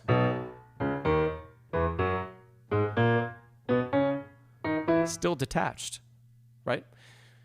In fact, most of the time when I have students that have trouble aligning the fingers between the hands, or we have trouble staying, let's say, consistent with one consistent tempo up and down the keyboard, even if it's one hand by itself, I always recommend detached practice and not legato. So think of it as non-legato practice. Non-legato practice, because legato itself, just by nature of what it is usually the cause of tension. I hear you, Ser Woolsley. Legato is usually a cause of possible tension. It takes really advanced, actually, technique to be able to play with finger legato or legatissimo, where there's a lot of overlap. It takes a really efficient technique to be able to play that and not add clenching in the hand. The way we get around that in earlier stages isn't by focusing on legato and on smoothness. It's about focusing on the opposite, actually. Crisp articulation. Yes, Ser Woolsley, yeah, legatissimo is, if legato, think of legato as like the smoothest singing voice. So legato, you can only sing one pitch at a time, right? So there are no breaks, but we instantly go to the next pitch, right? Legatissimo has, it's almost like a gooey legato. It's almost mushy articulation.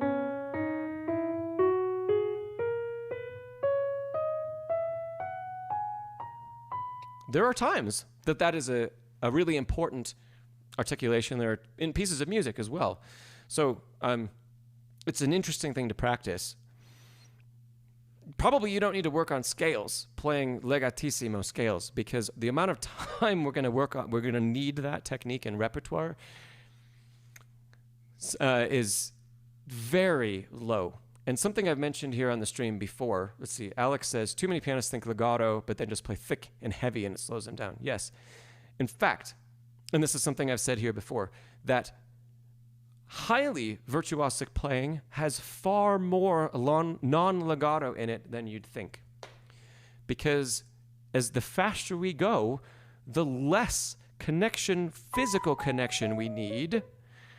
The faster we go, the less physical connection we need to maintain a sonic product of connection.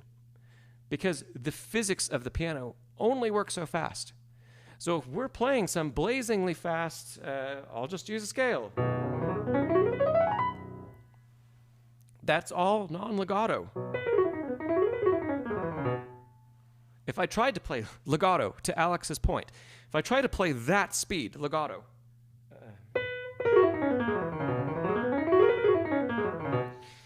I can kind of do it, but there was so much tension in the hand because I'm trying to keep things engaged for a certain amount of time and I can't let go. Virtuosic technique, highly advanced technique, is a lot about letting go and not sticking in, knowing when to stick in the keys. Oh, Rhodsey, Busy with Valentine's Day. Okay. Well, Rhodsey, you're going to have to go back and rewatch this because I think I'm going on about 15 minutes about your stuff. So, no, it's fine. It's fine. That's why I keep the recordings up. Yes, so Alex says, faster usually means less effort physically. Yes. And that is one of the more difficult things for a lot of people to wrap their heads around and wrap their fingers around, because usually we think of faster as, more effort, or it's usually also accompanies spots in rep where there is greater emotion, that we have to portray something that's more dramatic. And that's a second thing that can get in the way of good technique. If we physically get involved with the emotion that we're feeling, we're probably going to cause problems for us. Okay, Rhodsey, so to sum up, 2 things that I've said so far that you can watch more details about. 1, you got to learn the right fingerings for your scales, Rhodsey. And they are all over any book. They're all over the internet. They're super easy to find. We got to get the right fingers on the right keys.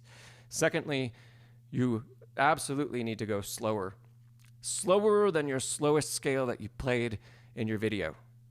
Because scales are only going to be beneficial to us if we're really working on something while we play them. Right? So, I was saying, Rhodsey, this tempo.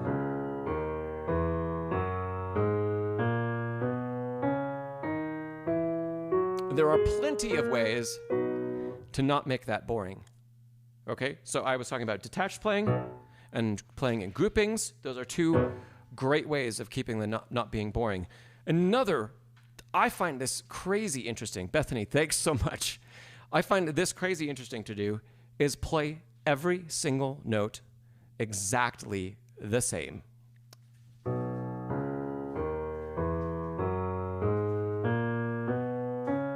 Did you hear the one that I missed? Let me do it again.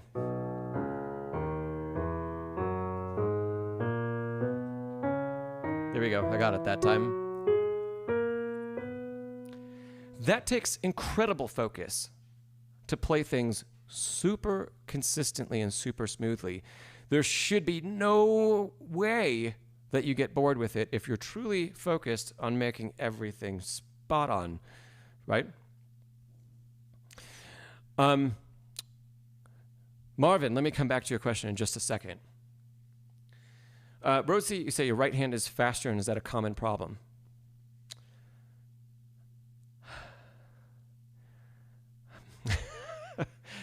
That's yes, it is a common problem, especially for right-handed pianists.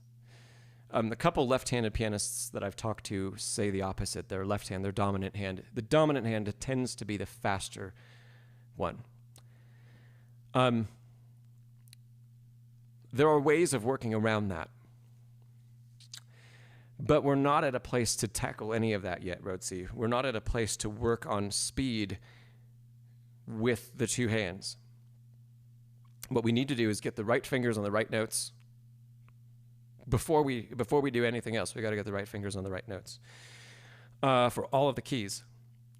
And we have to keep alignment in the hand a little bit better. And we have plenty of ways we can introduce variety while we work on that stuff. When we start to introduce speed again, it's going to be in real small chunks. Because, Rhodsey, the one thing that I'll say that is really good about when you attempt to play faster is that you do let go of a lot. That's good. We don't want to lose that because it's letting go that can allow the hand to just flow over the keys.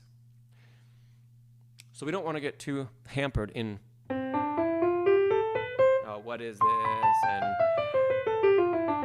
articulating every note, right? There is a point in scale technique where we let go and we let it happen. But that happens after a lot of time spent much slower. Yeah. See, Bunny, you say you just dropped out of Berklee Online Scales class. The pace was 3 scales in 1 week, 4 octaves. You thought the pace was ridiculous. Yes. That really depends on where you are. Really, I don't know what level that they were, they're marketing that toward. But for someone auditioning for college, 3 scales in a week, 4 octaves, should be a piece of cake. And if it's not, there's a problem. But if it's marketed toward like a beginner, like you just said, beginner, that's not great. A lot of times it's going to take a lot more work than just 1 week on a couple scales to get them decent. And the syllabi that are out there, like RCM and ABRSM, that have technique requirements, scale requirements, and arpeggio requirements, and chord requirements, and dictation requirements, and all of those other things, they're there for a reason. But typically, you get an entire year to work on all of that. And even at the high levels of RCM, for example, because that's some of the pieces we heard today were at levels 9 and 10. You might have 10 or so scales to play that are possible examination options. And they'll need to be played in 4 octaves at 16th notes, sure. But you'll have a year to work on that. And Dith says, yeah, there's only 4. So earlier on Dith, yeah, there are even fewer than that. And the tempo requirements are slower. So let me go back because I said I was going to come to this question and I skipped over it.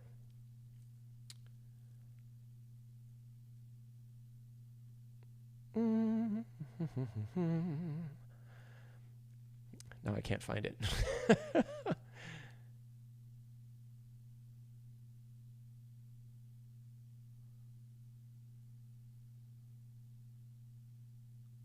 Oh, it was from Marvin. Advice for scales and thirds. Yes, thanks, Ser Woolsley. Marvin, especially if you're still here, are you talking about thirds between the hands? For example, like this? Or are you talking about double thirds? I have not practiced those in years. Like that. Double thirds or thirds between the 2 hands?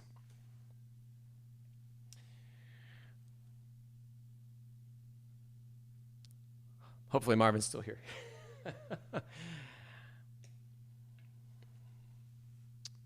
Double thirds. Okay. I would recommend, especially building speed, if you're trying to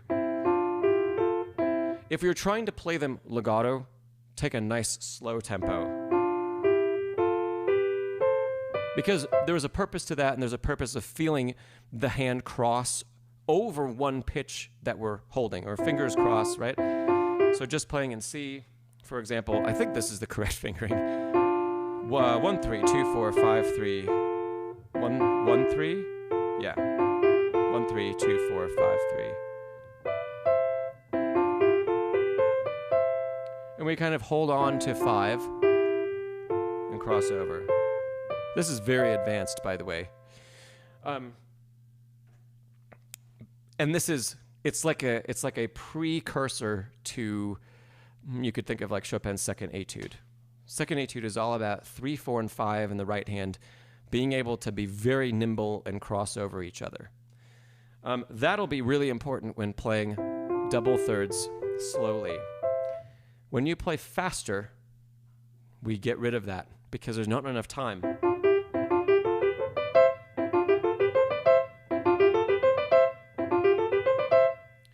So no longer do you try to hold on to 5 and cross, because this movement,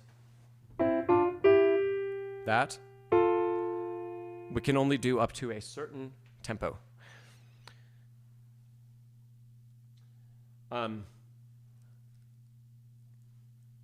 So, and some of the other comments, like go slowly, yes, hands separately, yes. Both hands together, I would still say, I think I would almost always recommend, unless you really, for a repertoire reason, need to focus on a 4-5 walking connection, I think I would always recommend practicing double thirds disconnected or detached, if you will. It's going to help perpetuate good technique. And if we do have a repertoire reason for using 4 and 5 where we need that connection,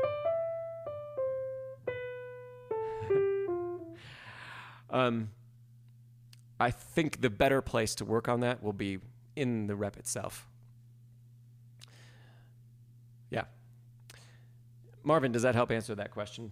And if you have a follow-up, let me know. Same for double sixths. Yes. I don't know the fingering for double six off the top of my head. The last time I played scales in doubled six, I was, I think, 16 or 17. And it was purely to show my teacher in a lesson. And that was it. I mean, it's great to learn, but after you've learned it, I don't think it's something that you need to maintain as a part of your warm-up routine or practice routine, because if you're playing music that has that technique in it, you'll have experienced how to get it working.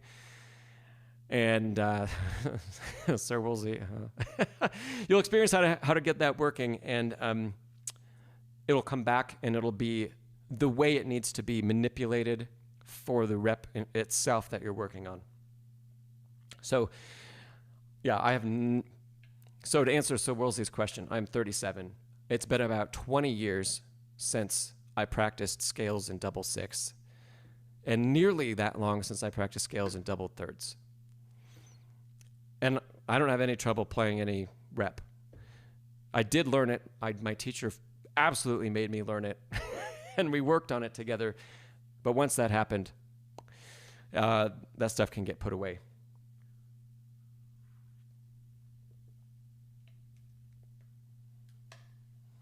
Okay.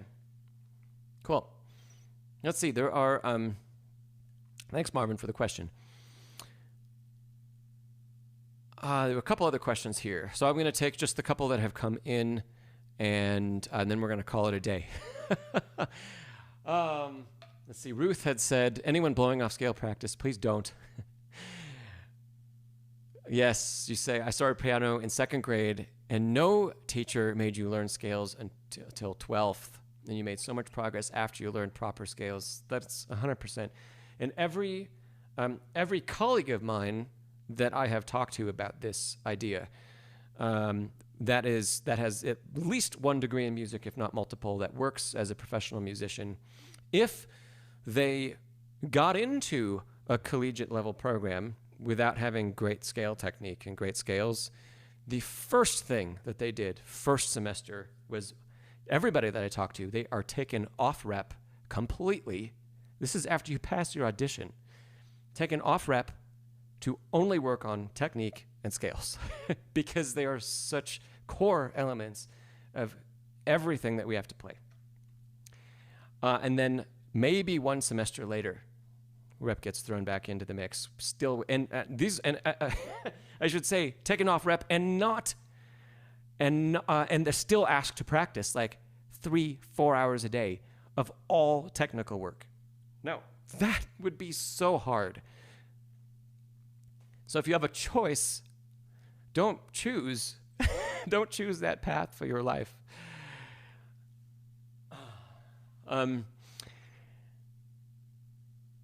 Let's see. Dith had said not a scale, but on the topic of technique, dominant 7 chords are a real struggle. It's hard to make your hand fit. Dominant 7 chords are fantastic things to practice, especially if you're talking about arpeggiation of them. For example, we'll do the 1 in G, since G dominant 7, since it's in the key of C. I gave like a precursor to a Chopin etude before. Dominant 7 arpeggios, I think, are like a precursor to playing Chopin's Opus 10 number 1, the big, that one. Because playing them really well is not about stretching the hand to reach all of the notes. It's not about doing this and having the fingers all ready to play. It's actually about letting the wrist move, keeping the hand relaxed, letting the wrist maintain alignment. So there's movement to behind each finger. Just like when we play Opus 10 number 1, great technique. Really the only way you can accomplish it at close to tempo is not by stretching, because there's so much tension in that. But instead, stretching to one note, relaxing. Stretch, relax. Stretch, relax. And back down.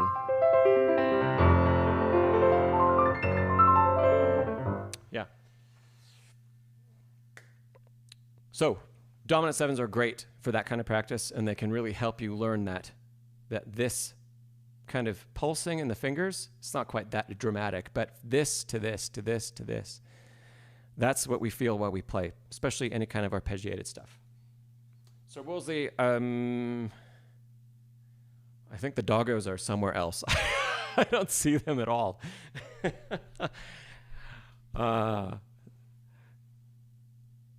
Okay. Seth, I think this is going to be last question of the day from Seth. Do you have any advice for staying closer to the keys and scales? Let's say B major. You find it basically impossible, and the left arm often has a very high wrist and low elbow. Okay. Oh, Seth. So in the left hand, we can use a similar exercise that we've done for other reasons. Anytime that you feel that happen, low elbow, raised wrist, take your hand off the keyboard and shake it out. Let everything reset. Raise it. Put it in a natural position. Go really slow, one note at a time. That slow. And make sure that this is staying where you put it. And if it inches back up, it's like here and then here, right? Take your hand off, shake it out, let it reset, bring it back to neutral. The inclination to raise the wrist a little for playing in the black keys is a good one. That's not bad, because especially playing with the fingers on the outside of the hand, like 4 and 5, which we don't really have to do in B major. But when you do come across that in another scale or in a passage in rep, if 4 and 5 are playing on the black keys, it's a great idea to move the wrist up a little bit and the hand into the keys a little bit. It helps keep alignment. That's something we talk about a lot. But for having them just go up, because that's not a good thing. Another thing you can try is, once again, going really slowly. Can we play a note, shake the hand? Play a note, shake the hand.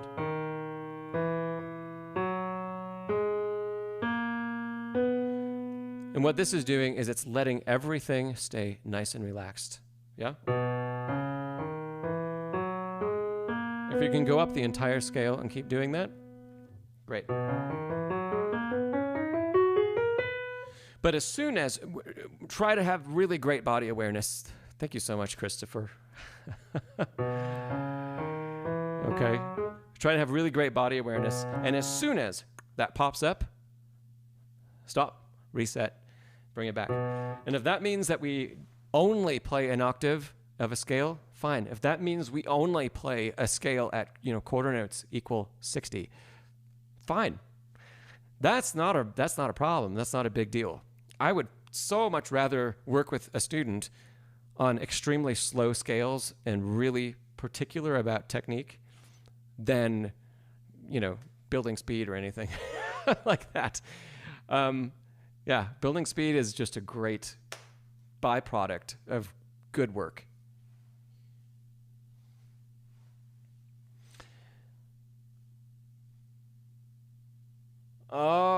Nancy said the high wrist position is what your teen years teacher taught. Oh, and Hannon, yes. Well, we're not going to go there today. We don't have time. So yeah, Seth, take it just really slow. I have a current student that's preparing for the RCM 8 level exam. And we have taken scales back to incredibly slow. They don't need to be super fast for the exam, but this student was able to play 16ths at like 130, 140 beats per minute, but there were kind of baked in technical problems. And the only way to undo that was to go way down, way slower than eighth notes at 130, slower than quarter notes at 130. So, yeah, but it's making a big difference for them. They're working on it. They've been doing that for a few months. Not only that, but lots of other stuff. And yeah. Okay. Huh. Oh, G153, hello. Okay, last question of the day, and then I gotta run. You say you have a sunken knuckle of 5, and it's probably something like this, where the wrist is high and 5 is down, something like that. How can we have a better alignment of that? Start by just playing 5. So let's continuing to use B for now. Can we play 5? And can we raise the hand to stand on 5? So this is really strong and not broken, like that. So play it naturally, just 5, not the octave. Raise the hand to stand on 5. If we can do that, one note at a time. Okay, now do that. Go to this position, add the octave. So play, stand, stretch to the octave. Okay? So we're creating a sense of naturalness. Then we're creating extra foundation or extra support. Then we're putting the stretch in on top of those two elements instead of trying to stretch and have it fall apart. Right? Same thing on the black keys. Okay? Okay.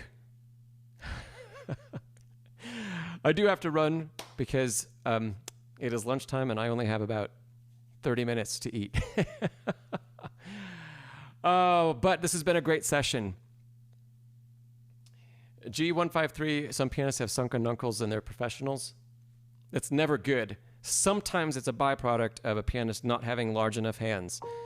Usually the times I see it happen with a professional, they're because the pianist doesn't have large enough hands to really do it in the healthiest way, and this happens, where they play an octave and everything else is broken, right? That's kind of a cheat.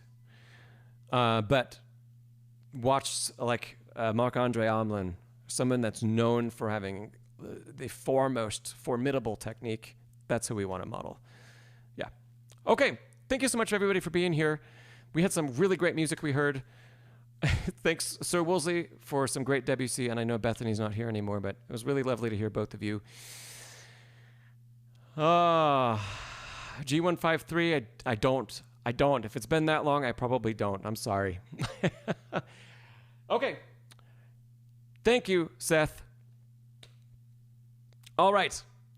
Everybody, have a great 2 weeks. We'll be back on in 2 weeks. If you didn't give this video a thumbs up, please give it a thumbs up.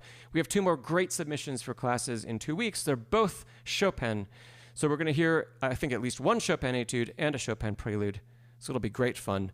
I will see you all in 2 weeks. Practice smarter and harder. And I'll see you next time. All right, everybody. Take care.